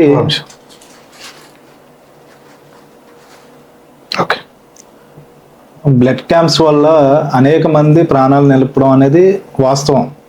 ఎందుకంటే మనం సకాలంలో బ్లడ్ లేకపోతే గర్భిణీ స్త్రీలు అవ్వచ్చు, హార్ట్ ఆపరేషన్స్ అవ్వచ్చు, లేదంటే యాక్సిడెంట్ కేసులు అవ్వచ్చు, రక్తం దొరక్క అనేక సందర్భాల్లో ప్రాణాలు కోల్పోయిన కుటుంబాలు ఉన్నాయి. అలాంటి సమయంలో మన క్యాంప్స్ పెట్టి బ్లడ్ బ్యాంకులకి ఇవ్వడం అనేది కొంత మేరకు మంచి జరుగుతుందనే చెప్పొచ్చు. కాకపోతే గవర్నమెంట్ నిర్ధారించిన అమౌంట్ కన్నా అంటే 1500 ఎంతో నిర్ధారించారు. దానికన్నా ఎక్కువ మొత్తంలో ఎవరైనా తీసుకున్నట్లయితే డ్రగ్స్ కంట్రోల్ వారికి లేదంటే డిఎంహెచ్ఓ గారికి కంప్లైంట్ పెడితే వాళ్ళు యాక్షన్ తీసుకోవడానికి అవకాశాలు ఉంటాయి. అంతేకాకుండా సింగిల్ డోనర్ ప్లేట్లెట్స్ ఈ డెంగ్యూ సీజన్ కానీ లేదంటే క్యాన్సర్ పేషెంట్లకు కానీ ఇలాంటి వాళ్ళకి ఎస్డిపి అనేది ఎక్కిస్తూ ఉంటారు. దాంట్లో కూడా ఒక ప్యాకెట్ని 2 ప్యాకెట్లుగా చేస్తున్నట్లు అనేక సందర్భాల్లో అంటే బయట అపోహలు ఎన్నున్నా సరే ఒక డోనర్ బ్లడ్ డొనేట్ చేయడానికి ముందుకు వస్తున్నప్పుడు ఇవన్నీ అపోహలు క్రియేట్ చేయడం వల్ల డోనర్ వెనకడికి వేయడానికి అవకాశం ఎక్కువ ఉంది. దయచేసి ఇలాంటి అపోహల్ని ప్రజలు ఎవరు నమ్మవద్దు. ఎందుకంటే అనేక సందర్భాల్లో ప్రాణం నిలపాలంటే రక్తదానం ఒకటే ఏకైక మార్గం. దానికి కృత్రిమంగా తయారు చేసే వ్యవస్థ అనేది రాలేదు. ఒక మనిషి నుంచి వేరొక మనిషికి ఇచ్చేదే రక్తదానం. ఆ రక్తాన్ని ఒక దానం చేశారంటే నిజంగా ఒక ప్రాణదాత కింద దాన్ని వర్ణించవచ్చు. అలాంటి అపోహల్ని ఎక్కువ క్రియేట్ చేయకుండా దయచేసి బ్లడ్ డొనేషన్ మీద ఏమైనా మీకు అపోహలు ఉన్నట్లయితే నేరుగా ఏదైతే బ్లడ్ బ్యాంకుల మీద మీకు అపోహలు ఉన్నాయో దాన్ని ఏదైతే మీరు తెలుసుకోవాలనుకుంటున్నారో దానికి సంబంధించిన గవర్నమెంట్ అఫీషియల్స్ లేదా డిపార్ట్మెంట్ కన్సల్ట్ చేస్తే వాళ్ళ ద్వారా మీరు తెలుసుకోవచ్చు. ఇప్పుడు చాలా మంది బ్లడ్ నీడని చెప్పి ఫోన్ చేస్తున్న సమయంలో యంగ్స్టర్స్ బ్లడ్ నీడ్ ఉందని చెప్పి ఉదాహరణ నాకే వచ్చింది అనుకోండి. సో నేను ఎవరినన్నా పంపిస్తున్నాను. సో పంపించిన వ్యక్తికి తెలియకుండా ఏ పర్సన్ అయితే వెళ్తున్నాడో ఆ పర్సన్ పేషెంట్ దగ్గర డబ్బులు కలెక్ట్ చేస్తున్నాడండి ఈ మధ్యకాలంలో. సో అది ఎంతవరకు కరెక్ట్ అండి? అంటే అలా కలెక్ట్ చేసుకోవచ్చా? పేషెంట్ దగ్గర నుంచి కలెక్ట్ చేసే రైట్ అయితే లేదండి. ఎందుకంటే ఆ బ్లడ్ ప్యాకెట్ కి 1300 to 1500 గవర్నమెంట్ నిర్ధారించిన అమౌంట్ మాత్రమే తీసుకోవాలి. పేషెంట్ దగ్గర నుంచి అంటే బ్లడ్ బ్యాంక్ వెళ్ళినప్పుడు సహజం అదే గవర్నమెంట్ హాస్పిటల్లో ట్రీట్మెంట్ తీసుకుని గవర్నమెంట్ హాస్పిటల్లో బ్లడ్ తీసుకుంటే ఉచితం. అలా కాకుండా మన డోనర్ని పంపించి ఒక 1000 రూపీస్ ఎంతో రెడ్ క్రాస్ వాళ్ళని రోటరీ వాళ్ళు కలెక్ట్ చేస్తారు. మరి మిగతా ప్రైవేట్ బ్లడ్ బ్యాంక్స్ లాంటివి అంటే ప్రైవేట్ బ్లడ్ బ్యాంక్స్ అంటే గవర్నమెంట్ది ఓన్లీ మన జీజీహెచ్దే ఉంది. మిగతా అన్ని కూడా అనుసంధానంగా వర్క్ చేసేవి. అంటే వీళ్ళు కూడా గవర్నమెంట్ పర్మిషన్ తీసుకునే బ్లడ్ బ్యాంక్స్ అనేవి రన్ చేస్తూ ఉంటారు. దానికి ఒక ప్రత్యేకమైన వ్యవస్థ అనేది డిఎంహెచ్ఓలో డ్రగ్స్ కంట్రోల్ వ్యవస్థ అనేది పనిచేస్తూ ఉంటుంది. అది దానికి సంబంధించిన బ్లడ్ ఏదైనా ఎవరైనా ఇబ్బంది పడుతున్నట్టయితే ఇప్పుడు హెచ్ఐవి పేషెంట్లకి కంపల్సరీగా ఉచితంగా ఇవ్వాలి. అలాగే తలసేమియా పిల్లలకి ఉచితంగా ఇవ్వాలి. వీళ్ళకి ఉచితంగా ఇచ్చిన తర్వాత ఎవరైతే దీర్ఘకాలిక సమస్యలతో ఇబ్బందులు పడుతున్నారో వాళ్ళందరికీ ఉచితంగా ఇవ్వాలి బ్లడ్ అనేది. వీళ్ళ దగ్గర నుంచి ఎవరైనా అమౌంట్ కలెక్ట్ చేసినట్లయితే ఖచ్చితంగా వాళ్ళ మీద మనం యాక్షన్ తీసుకోవడానికి రైట్స్ ఉన్నాయి. ఓకే, తలసేమియా అనే దాని గురించి మీరు చెప్తున్నారు. సో మీ సంస్థ ద్వారా తలసేమియా పిల్లలకి ఎవ్రీ మంత్ ఎవ్రీ వీక్ మొత్తానికి మీరు చేస్తున్నారు. సో ఇప్పటి వరకు తలసేమియా పిల్లల్ని ఎంతమంది ఆదరించారు? ఎంతమందికి మీ సంస్థ ద్వారా బ్లడ్ వెళ్ళింది? అంటే నేను చెప్పాను కదా 20 సంవత్సరాల నుంచి నేను బ్లడ్ డొనేషన్ అనేది చేస్తా ఉన్నాను. నాకు తలసేమియా తెలిసింది 2014 నుంచి నేను తలసేమియా పిల్లల కోసం తెలుసుకున్నాను. అప్పటి నుంచి కూడా ఆ పిల్లల కోసం నేను తరచూ రక్తదానం అనేది చేస్తాను. 2017వ సంవత్సరంలో రెడ్ క్రాస్ వాళ్ళు ఈ తలసేమియా పిల్లల కోసం ఒక యూనిట్ అనేది తీసుకురావడం జరిగింది. అంటే ఉచితంగా బ్లడ్ ఎక్కించడమే కాకుండా ఉచితంగా బ్లడ్ ఇస్తారనమాట వాళ్ళకి. అంటే మన బ్లడ్ ఇవ్వడంతో పాటుగా బయట ఎక్కించుకుంటే 1000 రూపాయల నుంచి 1200 ఛార్జ్ చేస్తారు. వీరికి జీవితాంతం బ్లడ్ ఎక్కించుకోవాల్సిన పరిస్థితి. ఒక పర్సన్ పుట్టినప్పటి దగ్గర నుంచి జీవితాంతం ఎక్కించుకోవాలి. అలా అంటే మంత్లీ ఈ బ్లడ్ ప్యాకెట్ కొనుక్కుని ఎక్కించుకునే పరిస్థితి చాలా ఇబ్బందికరమైన పరిస్థితులు ఉండేవి. కొంతమంది అయితే హైదరాబాద్, బెంగళూరు కూడా వెళ్ళి ఎక్కించుకునే పరిస్థితులు ఉండేవి. దాన్ని మన వైడి రామారావు గారు 2017వ సంవత్సరంలో అప్పటి కలెక్టర్ గారితో మాట్లాడి ఇక్కడ ప్రత్యేకమైన ఒక యూనిట్ ని తీసుకురావడం జరిగింది. ఈ తలసేమియా పిల్లలకి ఉచితంగా బ్లడ్ ఇవ్వడమే కాకుండా ఎక్కించే యూనిట్ ని ఇక్కడ తీసుకొచ్చారు. వాళ్ళకి ఇవ్వడం వరకు ఓకే, అంటే అక్కడ బ్లడ్ ఉంటేనే కదా పిల్లలకి ఎక్కిస్తారు. దానికి మనం ఏం చేసామంటే ఎవ్రీ మంత్ ఏదో రకంగా మన మెంబర్స్ కి కొంతమంది అడాప్ట్ చేసి బ్లడ్ అనేది తలసేమియా పిల్లలకి ఇవ్వడానికి ఒక బ్రిడ్జ్ కింద ఏర్పాటు అయ్యాం. మన తలసేమియా పిల్లలకి రెడ్ క్రాస్ వాళ్ళతో టైఅప్ అయ్యాం. ఇది service partner to red cross అనమాట తలసేమియా పిల్లల కోసం. ఈ తలసేమియా పిల్లలకి ఎవరైనా బోన్ మ్యారో ఆపరేషన్ చేయించుకున్నట్లయితే అంటే శాశ్వత పరిష్కారం అనమాట, బ్లడ్ ఎక్కించుకోకుండా. ఈ బోన్ మ్యారో ద్వారా ₹1,00,000 మన కలెక్టర్ గారు ఎవరైతే రెడ్ క్రాస్ చైర్మన్ గా కలెక్టర్ గారు ఉంటారు, కలెక్టర్ గారు అలాగే మన సంస్థ ద్వారా ₹1,00,000 ఇచ్చి బోన్ మ్యారో ఆపరేషన్ కి చెన్నై ఎంజిఎం హాస్పిటల్ వాళ్ళతోని కొంతమందితో మన పరిచయాలు ఉన్న వాళ్ళతో మాట్లాడి అతి తక్కువ ఖర్చుకి మనం తలసేమియా పిల్లలకి ఆపరేషన్ అనేది చేయించడం జరుగుతుంది. ఓకే. సో ప్రభుత్వం ఇందాక మనం మాట్లాడుకున్నట్టు ప్రభుత్వం చేయవలసిన యాక్టివిటీస్ అన్నీ కూడా మీ సంస్థ చేస్తుంది. అది దాదాపు 12 యాక్టివిటీస్ అయ్యి ఉన్నాయి. ఏంటి అసలు కాన్సెప్ట్ ఏంటండి? ఈ 12 యాక్టివిటీస్ కూడా సొసైటీలో మనకి అన్ని విధాలుగా అందరికి టచ్ అయ్యే విధంగా మేము డిజైన్ చేయడం జరిగింది. అంటే మేము చిన్నప్పటి నుంచి మనం ఏవైతే ఇబ్బందులు పడతా ఉన్నామో, లేదంటే ఎవరైతే ఆపదలో ఉంటే ఏ విధంగా స్పందించాలి, ఆ విధంగా మేము 12 యాక్టివిటీస్ ని 12 ఏరియాస్ మేము సెట్ చేసుకున్నాం. ప్రధానంగా ఏంటంటే అన్నదానం. కాకినాడ మరియు పిఠాపురంలో ప్రతిరోజు కొంతమందికి నిత్యం అన్నదానం పెట్టే కార్యక్రమాన్ని గత 6 years నుంచి, అంటే కోవిడ్ ముందు నుంచి కూడా మనం కంటిన్యూగా చేయడం మొదలెట్టాం. అలాగే ఇందాక తలసేమియా పిల్లల కోసం రక్తదానం అవ్వచ్చు, ఎమర్జెన్సీ బ్లడ్ డొనేషన్స్ క్యాంప్స్ అవ్వచ్చు. ఎస్పెషల్లీ కోవిడ్ లో 700 యూనిట్లు కేవలం మన సంస్థ ద్వారా ఇవ్వడం అనేది అది మెరాకిల్ అన్నమాట. ప్రపంచంలో ఎవరు కూడా బయటకు రాని టైంలో కూడా రెడ్ క్రాస్ చైర్మన్ మన వైడి రామారావు గారు ఒక వెహికల్ ఇచ్చి మనకి బస్సు ఇచ్చేవారు. ఆ బస్సుని తీసుకెళ్లిన విలేజ్ లో తిప్పి 700 యూనిట్లు కలెక్ట్ చేసి ఆ రోజున ఆ తలసేమియా పిల్లలకి కోవిడ్ లో కూడా మనం, అంటే ఈ రోజున చాలా మంది చెబుతూ ఉంటారు కానీ అత్యవసర సమయంలో మనం స్పందించి ఆ రోజున అయితే ఇవ్వడం జరిగింది. అది ప్రపంచంలోనే ఎక్కడ బ్లడ్ డొనేషన్ క్యాంప్ జరగలేని టైంలో మనం చేసాం, కోవిడ్ టైం. అలాగే అవేర్నెస్ తీసుకురావడం బ్లడ్ డొనేషన్ దాని మీద, అలాగే ఆర్గాన్ డొనేషన్ దాని మీద చాలా మంది అపోహలు ఉన్నాయి. చనిపోయిన తర్వాత కూడా మనం పునర్జన్మ ఇవ్వచ్చు అనే రీతిలో ఆర్గాన్ డొనేషన్స్, అలాగే చదువుకి చేయూత అనే కార్యక్రమం ద్వారా ఆడపిల్లలకి చదువు మధ్యలో ఆపేయకుండా చదివించడం, అలాగే మన చిల్డ్రన్ హోమ్ ఉంది, తల్లిదండ్రులు కోల్పోయిన పిల్లలు కట్టుబట్టలతో వచ్చిన ఉద్యోగం వచ్చే వరకు మనమే బాధ్యత తీసుకోవడం, అలాగే డిజేబుల్డ్ పర్సన్స్ కి షాప్లు ఏర్పాటు చేయడం, అలాగే ట్రై సైకిల్స్, సదరన్ సర్టిఫికేట్ రాని వాళ్ళకి సదరన్ సర్టిఫికేట్ ఇవ్వడం, ఓల్డేజ్ హోమ్స్ కి సపోర్ట్ చేయడం. మనం కూడా ఓల్డేజ్ హోమ్ ఒకటి ప్లాన్ చేస్తున్నాం. ఆ విధంగా రైతులకి వందనం అని చెప్పి రైతులకి పర్యావరణం మీద మొక్కలు నాటాలి, బ్లీచ్ క్లీనప్ ప్రోగ్రామ్స్ అని పర్యావరణం కోసం, ఇలా 12 యాక్టివిటీస్ ని మనం డిజైన్ చేయడం జరిగింది. ఓకే. ఆర్గన్ డొనేషన్ ఇది బయట ఒక పెద్ద స్కామ్ అని చాలా మంది అంటుంటారు. సో చేయూత రవి గారు కూడా అలాంటి స్కామ్ లో ఉన్నారు అని చాలా మంది అంటున్నారు. దాన్ని ఎంతవరకు యాక్సెప్ట్ చేస్తారు? యాక్సెప్ట్ చేయడం అంటే ఎవరైనా ఇచ్చిన అంటే వేస్తే ఆనందంగా ఫీల్ అవుతాం. అది అపోహలు అంటున్నాం కదా, బోలని అపోహలు ఇప్పుడు చేసే వాళ్ళకి రాళ్ళు డబ్బులు అన్నట్టు. ఆర్గాన్ డొనేషన్ అనేది ఒక గవర్నమెంట్ ప్రెస్టీజియస్ ఇష్యూగా తీసుకున్న ప్రాజెక్ట్ అది. ఓకే. జీవన్ దాన్ ద్వారా మాత్రమే ఎవరైతే బ్రెయిన్ డెడ్ అయిన వ్యక్తులు ఉన్నారో, జీవన్ దాన్లో ఎవరైతే ఎన్రోల్మెంట్ అయ్యారో వాళ్ళకి మన బ్రెయిన్ డెడ్ అయిన వ్యక్తి ద్వారా వాళ్ళకి లబ్ధి చేకూర్చే విధంగా చేస్తాం. మన ప్రయత్నం ఏంటంటే బ్రెయిన్ డెడ్ అయిన వ్యక్తుల్ని, వాళ్ళ కుటుంబ సభ్యుల్ని అలాంటి సమయంలో మాట్లాడడమే ఒక భావోద్వేగంతో కూడుకుంది. కానీ వాళ్ళని ఆర్గాన్ డొనేషన్ చేసేలాగా మనం ప్రోత్సహించడం. అక్కడ నిజంగా చెప్పాలంటే ఒక కుటుంబ వ్యక్తిగా మనం బాధ్యత తీసుకుని ఒక భావోద్వేగంతో ఉన్న వ్యక్తుల్ని ఆర్గాన్ డొనేషన్ చేసే విధంగా మార్చడం అంటే మామూలు విషయం కాదు. దానికి మరి మనకి కలిసి వచ్చేది ఏమీ లేదు. కాకపోతే అవతల వ్యక్తి ఎవరనేది కూడా మనకి తీసుకునే వాళ్ళు కానీ ఇచ్చేవాళ్ళు కానీ తెలియదు. అదంతా హాస్పిటల్ మేనేజ్మెంట్ జీవన్ దాన్ పోర్టల్ ద్వారా. పైగా ఏంటంటే దగ్గరుండి చూసాను నేను, ఈ జీవన్ దాన్ పోర్టల్ లో రిజిస్టర్ అయిన వాళ్ళు బ్రెయిన్ డెడ్ అయిన వ్యక్తి దగ్గర నుంచి చేయాలంటే దానికి ఫోరెన్స్ రిపోర్ట్ కానీ, డాక్టర్స్, గవర్నమెంట్ డాక్టర్స్ బృందం అవ్వచ్చు, ఎక్కడ హైదరాబాద్ నుంచి విజయవాడ నుంచి డాక్టర్స్ వచ్చి వెరిఫై చేసి సర్టిఫై చేసిన తర్వాత మాత్రమే ఈ ఆర్గాన్ అనేది సిజరీన్ చేయడం స్టార్ట్ చేస్తారు. ఓకే. నేను దగ్గరుండి చూసిన పరిస్థితులు. మరి బయట కొన్ని అపోహలు ఉండొచ్చు కానీ జీవన్ దాన్ ద్వారా అయితే వెళ్ళిన దానికి ఎటువంటి దానికి మనం అంటే వ్యక్తిని ఏదో రకంగా పునర్జన్మ ఇవ్వాలనే ఆలోచన తప్ప మనకి ఏదో కలిసి వస్తుంది అని.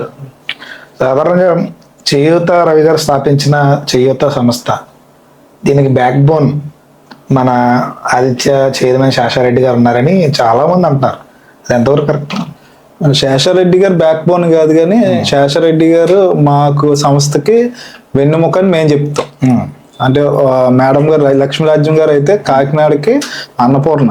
నిజంగా డొక్కా సీతమ్మ గారు మేము చూడలేదు, కానీ లక్ష్మీరాజ్యం గారు మేము డొక్కా సీతమ్మ రూపంలో మేము చూసుకుంటాం. మా ఆర్గనైజేషన్ కి ఒక తల్లి పాత్ర పోషిస్తున్నారు, తండ్రి పాత్ర శేషరెడ్డి గారు పోషిస్తున్నారు. ఎందుకంటున్నానంటే కోవిడ్ ముందు, అంటే కోవిడ్ ముందనే కదా మీకు చెప్పాను కదా, నేను సిపిఎస్ ఉద్యమం చేస్తున్నప్పుడు శేషారెడ్డి గారు ఎమ్మెల్సీ కంటెస్టెంట్.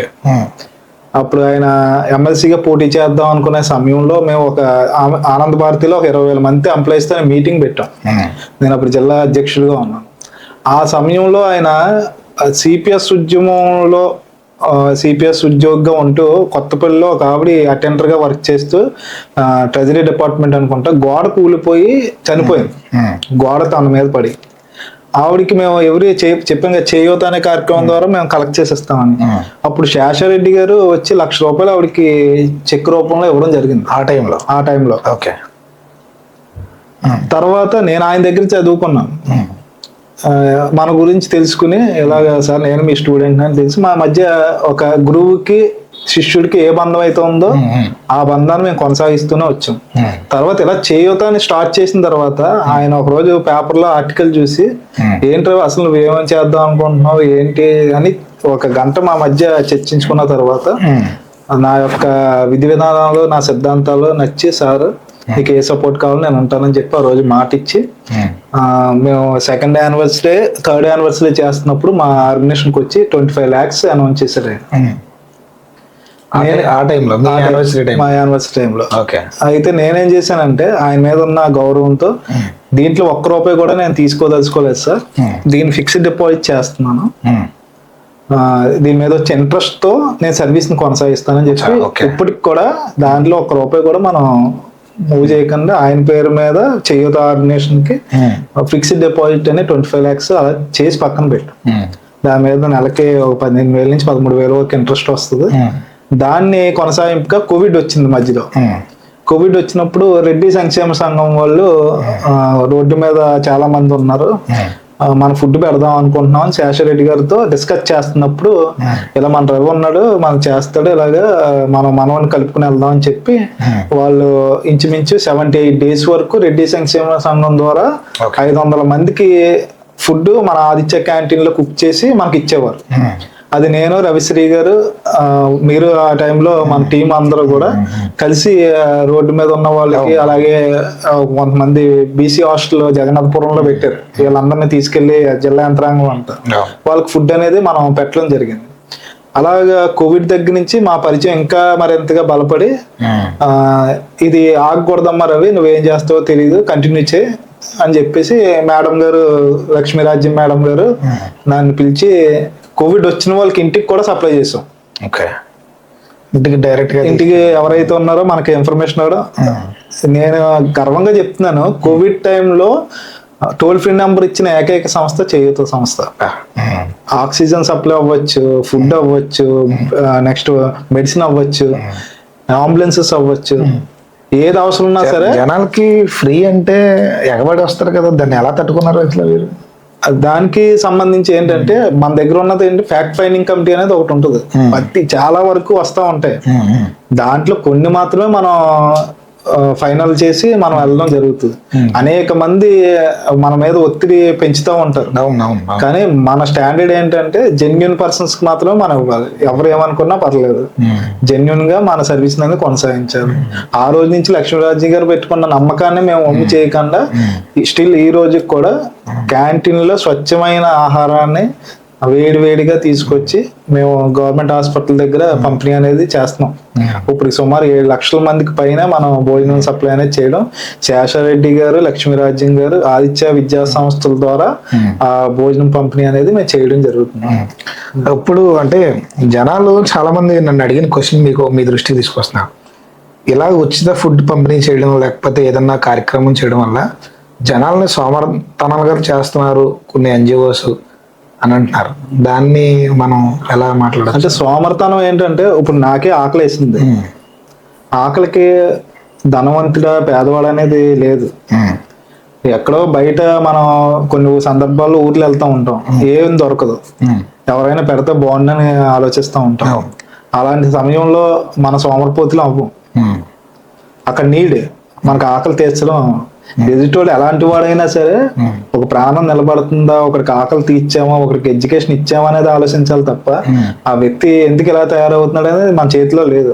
ఇప్పుడు కాకినాడ గవర్నమెంట్ హాస్పిటల్ కి సుదీర్ఘ ప్రాంతాల నుంచి వస్తూ ఉంటారు. వాళ్ళు కొన్ని సందర్భాల్లో తినక వాళ్ళ బాధల్లో ఉండి చెట్ల కింద అక్కడ పడుకునే సందర్భాలు ఉంటాయి. అలాంటిది చేయూత సంస్థ వచ్చి మీకు ఎటువంటి ఇబ్బంది ఉన్నా సరే, అంటే అక్కడ ఫుడ్ పెట్టడమే కాదు, ఒక కుటుంబం లాగా మన హక్కుని చేర్చుకుంటాం. ఆ ఫ్యామిలీని ఏదైనా బ్లడ్ అవసరం అయితే మా నెంబర్ కాల్ చేయండి, మేము ఏర్పాటు చేస్తామని, అంబులెన్స్ అవసరం అయితే చెప్పండి, మేము అంబులెన్స్ ఇస్తామని, అలాగే ఒక ఫ్యామిలీని అక్కడ మనం క్రియేట్ చేసి ఫుడ్ అనేది పంపిణీ చేయడం జరుగుతుంది. ఇప్పుడు సోమరతనం అనేది ఒక్కొక్కరు దీనికోసం వచ్చే వాళ్ళు ఉంటారు. సొసైటీలో 100% సర్వీస్ అనేది పక్కాగా వెళ్ళదు. ఒక 10%, 15% రద్దు అనేది ఉంటుంది. కానీ ఈ 15% కోసం చూసుకుంటే 85% మనకు అన్యాయం చేసిన వాళ్ళు అవుతాం. దాన్ని దృష్టిలో పెట్టుకుని ఎన్జిఓసే కాదు, గవర్నమెంటే కాదు, ఏదైనా సరే ఒక రద్దు అనేది కొంత భాగం జరుగుతున్నా మెజారిటీ పీపుల్ కి మనం న్యాయం చేస్తున్నామా లేదా అనేది చూసుకుని మనం ముందుకు వెళ్దాం. ఓకే, చేయూత రవి గారికి రోటరీతో సంబంధం ఏంటి అంటే? రోటరీ అనేది నేను వన్ ఆఫ్ ది రొటేరియన్. నేను కూడా దాంట్లో సభ్యత్వం పొందిన వ్యక్తిని. అయితే మన ఎవరైతే పిల్లలు ఉన్నారో ఇప్పుడు మన దగ్గర orphan, semi orphan, finance support లేక ఇందాక చెప్పినట్లు అనాథలుగా ఎవరైతే మన దగ్గరకు వచ్చి ఉంటున్నారో ఇప్పుడు ఇంచుమించు 62 మంది పిల్లలు మన దగ్గర ఉన్నారు. గతంలో గంగరాజ్ నగర్ లో మనకి బిల్డింగ్ రెంట్కి ఉండేవాళ్ళం. వీళ్ళకి ఏంటంటే సఫిషియెంట్ బిల్డింగ్ లేక ఇబ్బంది పడుతున్న టైంలో ఒకరోజు వీళ్ళందరూ కూడా మన హోమ్ కి విజిట్ కు రావడం జరిగింది. విజిట్ కి వచ్చి పిల్లలు చూసి సర్వీస్ చాలా బాగుంది కానీ పిల్లలు కొద్దిగా ఇబ్బంది పడుతున్నారమ్మా అనిపించింది అని అన్నారు. అన్న తర్వాత పలానా బిల్డింగ్ మనది నిరుపయోగంగా ఉంది, దాన్ని మీరు మీకు తగ్గట్టు మార్చుకుని యూజ్ చేసుకోండి అని చెప్పి రోటరీలో పెద్దలు కొంతమంది మనకి చెప్పడం జరిగింది. నేను వచ్చి దాన్ని చూడడం, అది కూడా ఒక 3 years కి టెన్యూర్ మాట్లాడుకుని 3 సంవత్సరాల వరకు వాళ్ళకి ఉచితంగా మనకి ఎటువంటి రెంటో లేకుండా ఈ బిల్డింగ్ అనేది 2 టౌన్ ఫ్లైఓవర్ బ్రిడ్జ్ కింద పెట్టడం, దానికి ఆఫీసు ఇవన్నీ కూడా మనకి ఎస్టాబ్లిష్ చేయడం వల్ల రోటరీ వాళ్ళు మనకి చాలా ఒక దేవాలయాన్ని ఇచ్చారని మనం చెప్పొచ్చు. దాన్ని మనం కాపాడుకుంటున్నాం. అంటే ఇప్పటి వరకు మాట్లాడిన మాటలని ఒక ఎత్తుగా ఉంటే ఇప్పటి నుంచి మాట్లాడుతున్న మాటలన్నీ ఒకటి. సో సాధారణంగా చారిటీ స్టార్ట్ చేసిన తర్వాత స్టార్టింగ్ లో మనం అన్నట్టు చాలా అమౌంట్ అన్నోన్ పర్సన్స్ కూడా మనకి వేస్తూ ఉంటారు. సో కొన్ని సినిమాల్లో చూపించినట్టు కొంతమంది పెద్ద వ్యక్తులు ఈ ట్రస్ట్ ద్వారా వాళ్ళకున్న బ్లాక్ మనీని వైట్ చేసుకునే అవకాశం ట్రస్ట్ ద్వారానే ఉంటుందని చెప్పి అంటూ ఉంటారు. సో అలాంటి ఆఫర్ ఏమైనా మీకు ఏమైనా వచ్చిందా? ఇప్పుడు వరకు చాలా వచ్చాయి కానీ అవన్నీ ఫేక్. యాక్సెప్ట్ చేశారా? లేదు. అంటే అవి ఎలా ఉంటాయంటే, మీకు మేము ఖర్చు పెట్టింది 100, మేము మీకు 100 రూపాయలు వేస్తాం, మాకు 70 రూపాయలు ఇచ్చేయండి, మీ దగ్గర 30 రూపాయలు ఉంచుకోండి అని అనేక కాల్స్ వస్తాయి ఎన్జిఓస్ కి. కానీ మన సిద్ధాంతాలు, మన పద్ధతి ఏంటంటే ఇప్పుడు 100లోని 80% ఖచ్చితంగా మంచి వ్యక్తులు ఖర్చు పెట్టాలని మనం చూస్తూ ఉంటాం. మిగతా 20% ఏంటంటే ఇందాక మీరు అన్నట్టు అది రద్దు జరుగుతూ ఉంటది, ప్రతి చోట జరుగుతూ ఉంటది. అందరికీ మనం అన్ని కళ్ళతో చూడలేం. మన దగ్గరికి వచ్చిన ప్రతి ఒక్కరు బాధతోనే వస్తాడు, వాడి బాధను ఏదో తీర్చడానికి మనం వంతు ప్రయత్నం చేస్తున్నాం. దానికి ఫైనాన్షియల్ అనేది ప్రధానం. మా మెంబర్స్ మా మీద పెట్టుకున్న నమ్మకాన్ని మేము ఎప్పుడు ఈ రోజుకి కూడా బయట CSR ఫండ్ కానీ గవర్నమెంట్ దగ్గర నుంచి కానీ, అంటే మీరు ఇందాక చెప్పినట్టు ఈ బ్లాక్ మనీలు కానీ మేము చాలా దూరంగా ఉంటాం. ఎందుకంటే రూపాయి పడింది, ఈ రూపాయి ఖర్చు పెట్టేసాం, ఇది మన దగ్గర అకౌంటబిలిటీగా ఉంది. బయట నుంచి వచ్చేదానికి నేను సమాధానం చెప్పలేను. అంటే ఇప్పుడు ఈ విధంగా వచ్చిన వాటికి మనం 70% చూపించినట్టు ఖర్చు పెట్టినట్టు చూపించాలి. అక్కడ మన దగ్గర ఉన్న నిజాయితీ, మన సిద్ధాంతాలని మనం పాడు చేసినట్టు అవుద్ది. రేపు పొద్దున్న ఇది మీరు ఇందాక అన్నట్టు లాంగ్ రన్ ఇది ప్రాసెస్ మాది. ఈ ఎన్జిఓస్ ఏంటంటే తాత్కాలికంగా కొన్ని ఉంటాయి, అప్పటికప్పుడు పుట్టుకుని వస్తే తర్వాత క్లోజ్ అయిపోతాయి. కానీ ఇక్కడ మన మీద చాలా మంది డిపెండ్ అయ్యి చాలా మంది ఫ్యామిలీస్ ఇదిగా ఉండడం వల్ల మనం ఈ లాంగ్ రన్ ఆలోచన వల్ల ఎటువంటి దాంట్లో మనం దూరకూడదన్న ఉద్దేశంతో ఇలాంటి అన్ని కూడా మనం రిజెక్ట్ చేయడం జరుగుతుంది. అంటే సాధారణంగా వచ్చిన ఆఫర్స్ ని వదలడం అనేది నిజంగా బాధాకరమైన విషయమే. సరే, ఇప్పుడు సాధారణంగా మీరు అటు జాబు ఇటు చేయూత సంస్థను రన్ చేస్తున్న సమయంలో మ్యారీడ్ అయ్యుండి మీ మిస్సెస్ గారు కానీ లేకపోతే మీ పిల్లలు కానీ, డాడీ ఎందుకు ఎక్కువ సొసైటీకే మీరు టైం స్పెండ్ చేస్తారు, మాతో కూడా టైం స్పెండ్ చేయొచ్చు కదా ఏంటంటే, మీరు అన్నట్టు మార్నింగ్ 10కి వెళ్ళి 5కి వస్తాను, సో ఆఫీస్కి వెళ్ళి కూర్చుంటాను, ఈ ఎన్జిఓ ఆఫీస్ ఉంటుంది, ఆఫీస్లో వెళ్ళి కూర్చుంటే ఏదో ఒక సమస్య వస్తుంది, మేము సెకండ్ సాటర్డే రోజు సండే రోజు వెళ్ళి దాన్ని సర్వే చేసి దానికి హెల్ప్ చేస్తూ ఉంటాం. సో మీరు ఫ్యామిలీకి దూరంగా ఉంటున్నారా లేకపోతే దగ్గరగా ఉంటున్నారా? సో వాళ్ళ నుండి మీరు ఎదుర్కొంటున్న పరిస్థితులు ఏంటి? ఇందాక మీరు అన్నట్టు ఉద్యోగం నాకు జీతం ఇస్తే సొసైటీ నాకు గౌరవం ఇచ్చింది. యాక్సెప్టెడ్ అది దాన్ని దృష్టిలో పెట్టుకుని నాకు పిల్లలు ఉన్నారు, కానీ దేవుడు ఇచ్చిన పిల్లలు నాకు ఇంకా చాలా మంది ఉన్నారు. అలాగే దేవుడు ఇచ్చిన ఫ్యామిలీ బయట చాలా మంది ఉన్నాయి. నా ఫ్యామిలీకి నేను చెప్పేది ఒకటే, నేను ఎప్పుడు చెప్తూ ఉంటాను, ఇప్పుడు మీ ద్వారా కూడా చెప్పేది ఏంటంటే, మనం దేవుడికి ఏ విధంగా అయితే పూజలు చేస్తున్నామో, ఏ విధంగా అయితే ప్రార్థనలు చేస్తున్నామో, ఆపదలు ఉన్న వాళ్ళకి హెల్ప్ చేస్తే దేవుడికి పూజ చేయక్కలొద్దు, ప్రార్థన చేయక్కలొద్దు, ఆ బ్లెస్సింగ్స్ మన ఫ్యామిలీ మీద ఉంటాయి. ఎక్కడైతే పిల్లలు ఇంట్లో పిల్లల కన్నా బయట పిల్లలు ఎప్పుడైతే ఆదరించానో ఆ బ్లెస్సింగ్స్ అన్ని కూడా నా పిల్లల మీద ఉంటాయి. ఇది తాత్కాలికంగా అవ్వచ్చు, అంటే నేను ఇన్ని సంవత్సరాలు సర్వీస్ చేసి నేను ఉండొచ్చు లేకపోవచ్చు, కానీ మనం చేసిన పనులు ఖచ్చితంగా శాశ్వతంగా నిలుస్తాయి. ఓకే. అలాగే ఇప్పుడు నేను చేస్తున్న సైనికులు వీళ్ళందరూ, ఇప్పుడు నా దగ్గర ఉన్న 62 మంది కూడా ఒక సైనికులు. రేపు రవి ఉన్నా లేకపోయినా ఈ ఆర్గనైజేషన్ బాధ్యత అంతా కూడా వాళ్ళ మీద డిపెండ్ అయి ఉంటుంది. ఆల్రెడీ నా దగ్గర ఉన్న వాళ్ళు ఈ రోజున డిగ్రీ కంప్లీట్ అయిన వాళ్ళు ప్రతి ఒక్కరు అంబులెన్స్ తీసుకుని వెళ్తున్నారు. మన జీజీహెచ్ దగ్గర ఫుడ్ డొనేషన్ అనేది చేస్తున్నారు. ఎమర్జెన్సీ అయితే పరిగెట్టే వాళ్ళే నా దగ్గర ఉన్న పిల్లలు. నాకేమి స్పెషల్ గా వేరే సైన్యం ఏమి లేదు, నేను తయారు చేసుకున్న సైన్యమే ఇప్పుడు ఉన్న పిల్లలు. ఆదరించిన వాళ్ళే సైన్యంగా ఏర్పడారు. ఆ విధంగా సొసైటీకి మనం ఇలాంటిది నేను కోరుకుంటున్నాను. ప్రతి చోట ఈ విధంగా తయారవుతే అనేక మందికి లబ్ధి చేకూరుతుంది. ఆ విధంగా ఫ్యామిలీకి కూడా ఈ సందర్భంగా నాకెంత టైం సొసైటీకి, అంటే నేను కొంత పీరియడ్ పెట్టుకున్నాను, ఇది ట్రాక్ లో పడితే ఆటోమేటిక్ గా ఈ సైన్యం అనేది తీసుకుని వెళ్తుంది. ఆ సైన్యాన్ని నడిపించే వ్యక్తిగా మాత్రం ఇప్పుడు నేను ఉన్నాను. సాయం చేస్తే తిరిగి దేవుడు మనకు సాయం చేస్తాడు అన్నదాన్ని యాక్సెప్ట్ చేస్తాడా? అంటే కొన్ని సందర్భాల్లో చాలా మంది మనం ఎంత చేసినా మనకి ఏం రావట్లేదు అనే ఒక ఆలోచనలో ఉంటుంది. ఎగ్జాక్ట్లీ, అది మనం ఆలోచించే విధానంలో ఉంటుందని నేను అంటాను. ఎందుకంటే ఈ రోజున ఎందాక చెప్పినట్టు సక్సెస్ అంటే దేవుడు మనకి స్వతహాగా ఏమి మన ఇంట్లో కూర్చుంటే ఎగ్జామ్ రాయకుండా నువ్వు ఫస్ట్ ర్యాంక్ వచ్చాను, మన ప్రయత్నం మనం చెయ్యాలి. ఈ రోజున సొసైటీ బాగుపడాలంటే మన ప్రయత్నం మనం చేయకుండా ఎవరి మీద భారం వేయడం కాదు. అలాగే దేవుడు అంటే ఎక్కడో ఉండడు, మీ రూపంలోనూ నా రూపంలోనూ వేరే వేరే రూపంలోనూ. అవసరానికి ఎవరైతే తక్షణమే ప్రత్యక్షం అయ్యి వాళ్ళకి భుజం మీద చేయేస్తారో వాడే దేవుడి కింద నా దృష్టిలో లెక్క. ఆ విధంగా ఏంటంటే ఎక్కడున్నా మనం ఆపదలో ఉన్న వాళ్ళకి మనం ఉన్నామనే ధైర్యాన్ని ఇవ్వడం, ధైర్యం రూపంలో వెళ్ళిన దేవుడు. అంతే. ఆ టైంలో ఇంకా దేవుడి రూపంలో మనకు సహాయం చేస్తే దట్స్ ఇస్ ఎనఫ్ అంటారు. అంతే. చేయూత రవి గారికి చాలా మంది రాజకీయ నాయకులతో పరిచయాలు ఉన్నాయి, వాళ్ళ పుట్టినరోజులు కూడా సెలబ్రేట్ చేస్తారు ఆయన స్వతహాగా అని చాలా మంది అంటూ ఉంటున్నారు. ఏంటి దానికి సర్టెన్ రీజన్? స్వతహాగా ఏ రాజకీయ నాయకుడికి పుట్టినరోజులు అనేది సెలబ్రేట్ చేయనండి. కాకపోతే నేను కొంతమంది అంటే నేను చేసే సర్వీస్ వల్ల అవ్వచ్చు, నేను చేసే ఉద్యోగం వల్ల అవ్వచ్చు, ఆల్రెడీ నేను నాయకత్వం ఉద్యోగుల్లో నాయకుడిగా ఉన్నాను కాబట్టి నాకు రాష్ట్ర వ్యాప్తంగా కొంతమందితో పరిచయాలు అనేవి సహజం.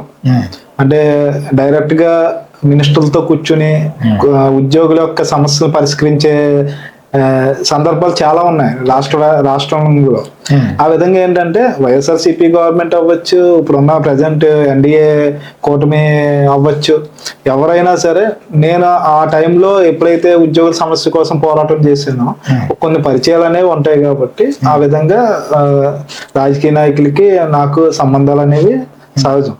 కాకపోతే ఇక్కడ ఈ చేయూత ఆర్గనైజేషన్కి వచ్చిన తర్వాత ఇప్పుడు శాశ్వతంగా ఉండాలంటే, ఇప్పుడు మా బిల్డింగ్లు అవ్వచ్చు, మేము చేసే సర్వీసులు అవ్వచ్చు, శాశ్వతంగా కొనసాగించాలంటే లోకల్ పొలిటీషియన్స్ మద్దతు ఖచ్చితంగా అవసరం. ఎందుకంటే ప్రభుత్వంలో వాళ్ళు భాగం కాబట్టి రేపు పొద్దున ఎటువంటి పిల్లలకి ఇబ్బంది వచ్చినా, ఇప్పుడు రోటరీ బిల్డింగ్ ఇచ్చారు, రేపు పొద్దున వేరే చోటకి మార్పు చేయాల్సిన అవసరం ఉంటుంది. దానికి ఖచ్చితంగా వాళ్ళ సపోర్ట్ తీసుకునే మేము ముందుకు వెళ్తాం. అలాంటి సందర్భాల్లో డిస్ట్రిక్ట్ అడ్మినిస్ట్రేషన్ జిల్లా కలెక్టర్ గారు అవ్వచ్చు, వీళ్ళందరితోనే మన పరిచయాలు అనేవి సహజం. దాన్ని వేరే కోణంలో చూసి వేరే విధంగా ఆలోచించాల్సిన అవసరం లేదు. అలాగే బర్త్డేస్ అనేవి వాళ్ళంతటి వాళ్ళు మన దగ్గరికి వచ్చి పిల్లలతో సెలబ్రేట్, సామాన్యుల దగ్గర నుంచి ఎంతో మంది మన దగ్గర పిల్లలకి వచ్చి సెలబ్రేట్ చేసుకుంటారు. ఆ విధంగానే రాజకీయ నాయకులు కూడా మన దగ్గరికి వచ్చి సెలబ్రేట్ చేస్తారు. కానీ మనం ప్రత్యేకంగా అంటూ ఏమీ ట్రీట్ చేసేది ఉండదు. కాకపోతే వాళ్ళ సొంత డబ్బులతో పలానా విధంగా చెయ్యండి అని చెప్పగానే మనం చేస్తాం. రాజకీయ నాయకుల గురించి పక్కన పెడితే చేయూత రవి గారికి ఆయన ఉద్యోగమే బెనిఫిట్ చేయూత సంస్థకి అన్నదాన్ని యాక్సెప్ట్ చేస్తారా? డెఫినెట్లీ అండి. ఎందుకంటే నేను చేస్తున్న ఎడ్యుకేషన్ డిపార్ట్మెంట్ రూట్ లెవెల్స్ లో మా టీచర్స్ ఉంటారు. ఓకే. ఎవ్రీ విలేజ్ లో, ఎవ్రీ హ్యాబిటేషన్ లో, ఎవ్రీ మండల్లో, ఎవ్రీ డిస్ట్రిక్ట్ లో టీచర్స్ కమ్యూనిటీ అనేది చాలా బలంగా వర్క్ చేస్తుంది. దాన్ని అంటే అందులోనే టీచర్స్ ఎక్కువ 10 మందిని అవేర్నెస్ తీసుకొచ్చే వ్యక్తులు. ఓకే. అలాంటి బృందం నా దగ్గర ఉండడం నిజంగా నా అదృష్టంగా భావిస్తుంది. అదే దానికి నా డిపార్ట్మెంట్ లో నేను ఉద్యోగం చేయడం, పైగా ఆ ఉద్యోగంలో నేను ఒక నాయకుడిగా ఉన్నందుకు వీళ్ళందరూ నాతో కోఆర్డినేట్ అవుతుంది. ఓకే. కొంతమంది సోషల్ మీడియా ఇన్ఫ్లుయెన్సర్లకి చేయూత రవి గారు సపోర్ట్ చేస్తున్నారు అన్న మాట కొంతమంది దగ్గర వింటున్నాం. అది ఎంతవరకు కరెక్ట్? ఇన్ఫ్లుయెన్సర్స్ అనేది సపోర్ట్ అంటే ఏముండదండి. వాళ్ళకి ఏంటంటే మనం చేసే కంటెంట్ ఏదైనా నచ్చినా, లేదంటే వాళ్ళు మన దృష్టికి తీసుకొచ్చిన సమస్యలు కొన్ని ఉంటాయి. పలానా చోట ఎలా జరుగుతుంది సార్, మీరు సపోర్ట్ చేయండి అని చెప్పేసి. అలాంటి సమయంలో ఇన్ఫ్లుయెన్సర్స్ కి మనం సపోర్ట్ చేస్తాం. అంటే పలానా జీజీహెచ్ దగ్గర ఒక ముసలాయన బయట ఉన్నారు, మీరు వెళ్ళి కొద్దిగా వాళ్ళకి హెల్ప్ చేయండి అనగానే మన వాళ్ళు వెళ్ళి వాళ్ళకి సఫారీలు చేసి ఓల్డేజ్ హోమ్ లో అది జాయిన్ చేయడం, ఇలాంటి ఇష్యూస్ వచ్చినప్పుడు వాళ్ళు ఎవరైతే చెప్పారో వాళ్ళు పోస్ట్ చేస్తూ ఉంటారు. అంతేగాని సెపరేట్ గా మనం ఏం శాలరీలోకి ఇచ్చి చేసే పరిస్థితి కాదు. అంటే బయట జరుగుతుంది కదా చాలా మంది, అంటే నా వీడియో నువ్వు రికార్డ్ చేసి పోస్ట్ చేయి, నీకు మంత్కి ఎంత ఇస్తాము అని చాలా మంది అంటూ ఉంటున్నారు. అంటే సాధారణంగా జరిగేవి ఇవన్నీ బయట కూడా అవి ఉన్నాయా నిజంగా? కొంతమంది ఏంటంటే వాళ్ళ కంటెంట్ లేనప్పుడు ఈ వీడియోల మీద ఆధారపడి ఉంటారు. కానీ మన దగ్గర రోజు జరిగే యాక్టివిటీస్ వల్ల ఎక్కువ మనం ఫోకస్ చేయం. జనరల్గా ఏంటంటే ఇప్పుడు కూడా ఏంటంటే మన దగ్గర ఉన్న కుర్రవాళ్ళు పెద్దవాళ్ళు అయ్యి సోషల్ మీడియా ఎక్కువ ప్రభావం ఉంటుంది, మనం చేసే సర్వీస్ ని బయటికి చూపిందాం సార్ అని చెప్పగానే నేను 1 year నుంచి ఈ వీడియోస్ బయట రిలీజ్ చేయడం జరుగుతుంది. లేకపోతే నేను కూడా గతంలో ఫోటో పెట్టి మనం చేసిన కంటెంట్ చూపించేవాళ్ళం తప్ప వీడియోస్ చూపించేవాళ్ళం కాదు. కానీ ఈ మధ్య మాకు బాగా మన కుర్రవాళ్ళే దీనికి సిద్ధపడి చేయడం, వాళ్ళ ముందుకు తీసుకెళ్ళడం చేస్తున్నాం. నేను చెప్పాను కదా, ఒక సైన్యం తయారు చేసామని. దాంట్లో మీడియా ఇన్ఛార్జ్ గా కూడా మన వాళ్ళు ఉండడం మన అదృష్టం. ఓకే. సో సోషల్ మీడియాలో ఇప్పుడు మనం పెడుతున్న, అంటే మీరు చేస్తున్న ప్రతి యాక్టివిటీ సోషల్ మీడియాలో పెడుతున్నారు. సో ఇది ఇంతకుముందు మీరు చెప్పినట్టు నా దగ్గర ఉన్న గవర్నమెంట్ ఎంప్లాయీస్ ఇప్పటి వరకు మాకు సహకారం ఉన్నారు. అలా సోషల్ మీడియాలో పెట్టడం వల్ల కూడా కామన్ మ్యాన్ కూడా రియాక్ట్ అవుతున్నారు చాలా మంది. అలా రియాక్ట్ అయిన వాళ్ళు ఎవరు ఉన్నారా? ఉన్నారు. అంటే మన ద్వారా ఎవరైతే పిల్లలకి బర్త్డే సెలబ్రేషన్స్ అవి చేస్తున్నాము, చాలా మంది మేము మీ దగ్గరికి వచ్చి చేసుకుంటామని ఎక్కువ సోషల్ మీడియా ద్వారానే మాకు లబ్ధి చేకూరుతుంది. ఓకే. సోషల్ మీడియా ఉపయోగకరంగా ఉంది. ఎందుకంటే గవర్నమెంట్ హాస్పిటల్లో పెట్టేది శేషరెడ్డి గారు పెడుతున్నారని ఎవరికి తెలియదు. ఓకే. ఈ సోషల్ మీడియాలో పెట్టిన తర్వాత శేషరెడ్డి గారు ఇలా చేయూత రవి గారి ద్వారా, చేయూత సంస్థ ద్వారా ఇక్కడ జరుగుతుంది, మనం కూడా హాస్పిటల్కి వెళ్ళినప్పుడు అక్కడ తిందాం అనే ఆలోచన ప్రతి ఒక్కరిలోనే వస్తుంది. అదే విధంగా ఎక్కడికైనా ఏదైనా సమస్య వచ్చినప్పుడు వీళ్ళకి చెప్తే కొద్దిగా మంచి జరుగుతుంది కాబట్టి వీళ్ళకి ట్యాగ్ చేద్దామని కొంతమంది ఎక్కడెక్కడ జరుగుతున్న వాటికి కూడా మనం ట్యాగ్ చేస్తున్నారు. మనం ఎంక్వైరీ చేసుకుని అది ఫ్యాక్ట్ ఫైండింగ్ చేసి జెన్యూన్ అయితే మనం ముందుకు వెళ్తాం. ఓకే. సాధారణంగా చేయూత సంస్థ అనే ఒక పేజ్ స్టార్ట్ చేసి మీరు అన్నట్టు చాలా యాక్టివిటీస్ పెడుతూ ఉంటారు. అలాంటి సమయంలో చాలా రిక్వెస్ట్లు వస్తాయి, ఏంటి నాకు ఇది బాగాలేదు, అది బాగాలేదు, నా ఫైనాన్షియల్ స్టేటస్ బాగాలేదు అని చెప్పి అంటుంటారు. సో అలాంటి ఫేక్ రిక్వెస్ట్ వచ్చినప్పుడు అది మీరు నిజమని నమ్మి మీరు అక్కడికి వెళ్ళి హెల్ప్ చేసేసిన తర్వాత అది ఫేక్ అని తెలిసింది అనుకోండి, దాన్ని మీరు ఎలా యాక్సెప్ట్ చేశారు? అంటే ఫేక్ అని మేము ముందుగానే గుర్తించేస్తాం. ఓకే. మేము ₹1 ఖర్చు పెట్టామంటే ఆ ప్రాధాన్యత ప్రకారం ఎవరికి ఖర్చు పెట్టాలి, ఫీల్డ్ లెవెల్ లో మీకు వెళ్ళిన తర్వాతే మాత్రమే వాళ్ళు ఖర్చు పెడతాం. ముందుగా ఏదో మనకు సోషల్ మీడియాలో వచ్చింది కదా అని చెప్పేసి ఇమీడియట్ గా హెల్ప్ చేయడం. పైగా ఏంటంటే మన చెక్ ప్రాసెస్ కాబట్టి ముందు జెన్యూన్ అవుతేనే మనం ఇక్కడ చెక్ ఇష్యూ చేస్తాం. చాలా 3 లెవెల్లో ఎంక్వైరీస్ ఉంటాయి. ఫస్ట్ లెవెల్ ఏంటంటే మనకు వచ్చిన ఇష్యూ ఫ్యాక్టా కాదా, ఫ్యాక్ట్ అయితే గ్రౌండ్ లెవెల్కి వెళ్ళి సెకండ్ టీమ్ ఏం చేస్తుంది అంటే సరౌండింగ్ పీపుల్ని ఎంక్వైరీ చేస్తారు. ఎంక్వైరీ చేసి వీళ్ళు ఏ విధంగా ఫైనాన్షియల్ బ్యాక్గ్రౌండ్ ఉందా లేదా, లేదంటే ఇంట్లో పర్సన్స్ ఎలాంటి వాళ్ళు ఏంటనేది ఎంక్వైరీ చేస్తారు. థర్డ్ లెవెల్ ఏంటంటే నన్ను తీసుకెళ్తారు. ఓకే, అంటే అక్కడ స్పాంటేనియస్ గా వీళ్ళకి ఏం చేస్తే బాగుంటుంది అనేది నేను ఆలోచించి ఎస్ అన్న తర్వాత ఆ విధంగా మా మెంబర్స్ అందరూ మూవ్ అవుతారు. ఓకే, సో అంతా ఒక టీమ్ కొలాబరేషన్ తో అందరూ ఒకదాని తర్వాత ఒకటి మాట్లాడుకుని వెళ్తాం. సో మీరు స్టార్ట్ చేసిన చారిటీ ఉంది కదా, ఆ చారిటీలో ద బిగ్గెస్ట్ ఇష్యూ ఉందంటే ఏం జ్ఞాపకం వస్తుంది? అంటే మేము చాలా ఇష్యూస్ చేస్తూ ఉంటాం. బిగ్ అంటే ఏం లేదు, ప్రతిదీ ఒక టాస్క్ కింద తీసుకుంటాం. అంటే ఇప్పుడు ఫస్ట్ స్టేజ్ వచ్చేసరికి మేము ఎక్కువ అత్యధికంగా ఖర్చు పెట్టింది హార్ట్ ఆపరేషన్స్ కోసం చిన్నపిల్లలకి, తర్వాత తలసేమియా పిల్లల కోసం, అలాగే డైలీ ఫుడ్ డొనేషన్, అలాగే పిల్లలకి ఎవ్రీ మంత్ ఎటువంటి లోటు లేకుండా పిల్లలకి సఫిషియెంట్ గా వాళ్ళకి కావాల్సిన అన్ని కూడా ఏర్పాటు చేయడం. మాకు రెగ్యులర్ ప్రాసెస్ ఇది. అంటే కొన్ని ఎన్జిఓస్కి ఏంటంటే తాత్కాలికంగా అక్కడ పిలిచి డబ్బులు ఇచ్చేయడం, లేదంటే సంవత్సరం ఒకసారి అమౌంట్లు ఇవ్వడం అనేది జరుగుతూ ఉంటాయి. కానీ ఇక్కడ డైలీ ఫుడ్ డొనేషన్ జరగాలి, పిల్లలకి ఏం కావాలో చూసుకోవాలి, అలాగే ఎవరికైనా ఎమర్జెన్సీ బ్లడ్ డొనేషన్ కావాలంటే బ్లడ్ డొనేషన్ ఇప్పించాలి. ఈ విధంగా రెగ్యులర్ గా జరుగుతున్న యాక్టివిటీస్ మాకు. అంటే శాశ్వత ప్రాజెక్టులు అనమాట ఇవి. దాన్ని దృష్టిలో పెట్టుకుని మేము ముందుకు వెళ్తాం. ఈ హెల్ప్ నేను చేయడం వల్ల నేను ఒక లెసన్ నేర్చుకున్నాను, దాని గురించి ఏదన్నా ఉందా మీ లైఫ్ లో? అంటే ఈ హెల్ప్ చేస్తే అంటే లెసన్ అంటే ఏమీ లేదు. మన ఇది మొదలు పెట్టినప్పుడు ఎవరైతే ఉన్నారో వాళ్ళే వేరే విధంగా, అంటే ఎవరు మనతో శాశ్వతం కాదు, కానీ వాళ్ళు కూడా సెపరేట్ గా నాకు కూడా ఇమేజ్ వస్తే బాగున్ను, నేను కూడా బయట ఈ విధంగా స్టార్ట్ చేస్తే బాగున్నాయి ఒక ఆలోచన అయితే తీసుకొచ్చాం ప్రతి ఒక్కరిలో. ఫస్ట్లే ఎప్పుడు కూడా ఎవ్రీ పర్సన్ గుర్తించుకోవాల్సింది, మనం శాశ్వతం, పక్క వాళ్ళు ఎవరున్నా శాశ్వతం కాదు. ఒకవేళ ఇప్పుడు ₹1,00,000 ఇచ్చేది 10,000తో కూడా సేవ చేసే ఆస్కారం రవికి ఉంది. అదే మన పక్కన ఉన్న వాళ్ళు వచ్చారంటే ₹1,00,000 ఇస్తాం, అదే పక్కన ఉన్న వాళ్ళు లేకపోతే 10,000తోనే సరిపెడతాం. కానీ సర్వీస్ మాత్రం ఆగదు. ఆ విధంగా మైండ్ లో ఫిక్స్ అయిపోయి స్టార్ట్ చేసింది ఇది. ఇప్పుడు ఏంటంటే పల్లవాడు ఉంటే ఇది పక్కన లేకపోతే ఇది ఆగిపోద్దాము, పల్లవాడు లేకపోతే ఇది ఆగిపోద్దాము అనే పరిస్థితి చేయూత సంస్థలో ఉండదు. రవి దాన్ని లీడ్ చేయడు. ఎవరున్నా లేకపోయినా చేయూత సంస్థ అనేది ఆ విధంగానే వెళ్ళిపోద్ది. ఇప్పుడు ఏంటంటే మన పక్కన ఉన్న వాళ్ళే కొన్ని ఆర్గనైజేషన్స్ మొదలు పెట్టడం, లేదంటే వేరే వేరే ఆలోచనలతో ముందుకెళ్దాం, వేరే డైవర్ట్ చేయడం చేస్తూ ఉంటారు. ఎందుకంటే మనిషి అన్నవాడు ఆశాజీవి. తను వేరేది ఏదో కోరుకోవచ్చు, లేదంటే వేరే వేరేది అవ్వచ్చు, కానీ మనకి తన వల్ల వేరే 10 మందికి ఉపయోగపడుతుందని ఆలోచనలో మనం ఉంటాం. మన పద్ధతి ఏంటంటే ఎవరున్నా లేకపోయినా మనం చేసి తీరుతామని మనం చూపిస్తాం. మీరు ఇప్పటివరకు చాలా కేసులు చూసుంటారు. అంటే మీరు లేచిన దగ్గర నుంచి ఇదే యాక్టివిటీ ఉంటుంది, సో మా టీం ఉన్నారని చెప్పి. సో రీసెంట్గా స్టార్ట్ చేయాలనుకుంటున్న ఎన్జిఓకి కానీ, ఆల్రెడీ సర్వీస్ చేస్తున్న ఎన్జిఓలకు కానీ మీరు ఏదన్నా సజెషన్ ఇవ్వాలంటే ఏమిస్తారు? సేవల్ని ఒక సేవలాగా సామాజిక కోణంలో తీసుకెళ్ళాలి తప్ప దాన్ని వ్యాపారం చేయొద్దు దయచేసి.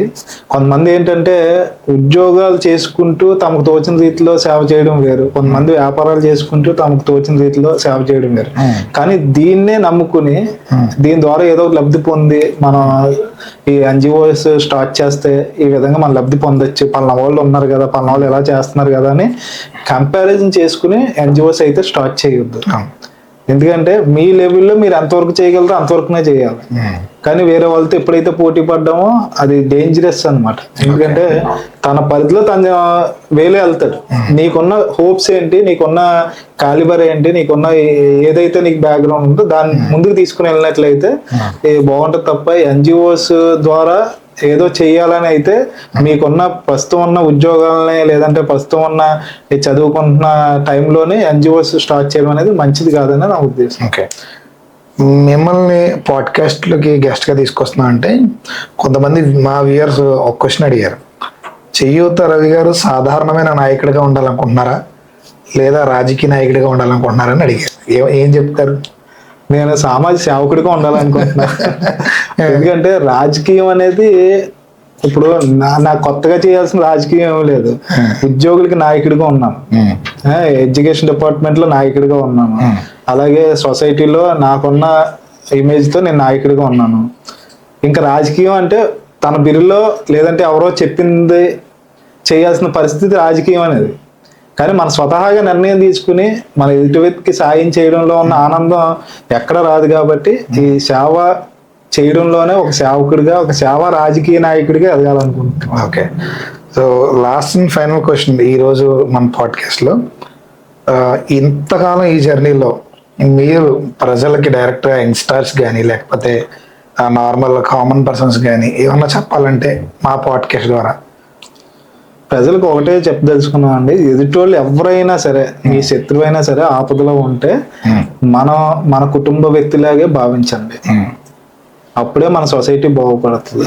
వాళ్ళ ఆపదలో ఉన్నప్పుడు నేను ఉన్నానని భరోసాని ఎప్పుడైతే ఇచ్చామో ఆ భరోసా అన్ని ఎంతవరకైనా నడిపిస్తూ ఉంటుంది. ఇప్పుడు నా శత్రువు కదా, వాళ్ళ ఆపదలో ఉన్నప్పుడు నేను ఎందుకు వెళ్ళాలి అనే ఆలోచన ఎప్పుడైతే మనలోంచి పోయిందో మంచి బతికించిన వాళ్ళం అవుతాం. అలాగే ఇప్పుడున్న యువత సేవని ఒక అభిరుచిగా మార్చుకుంటే మీరు అనేక ఏదైతే ఎత్తుకి ఎదగాలనుకుంటున్నారో బీజం ఎక్కడి నుంచే పడినట్టు అవుతుంది.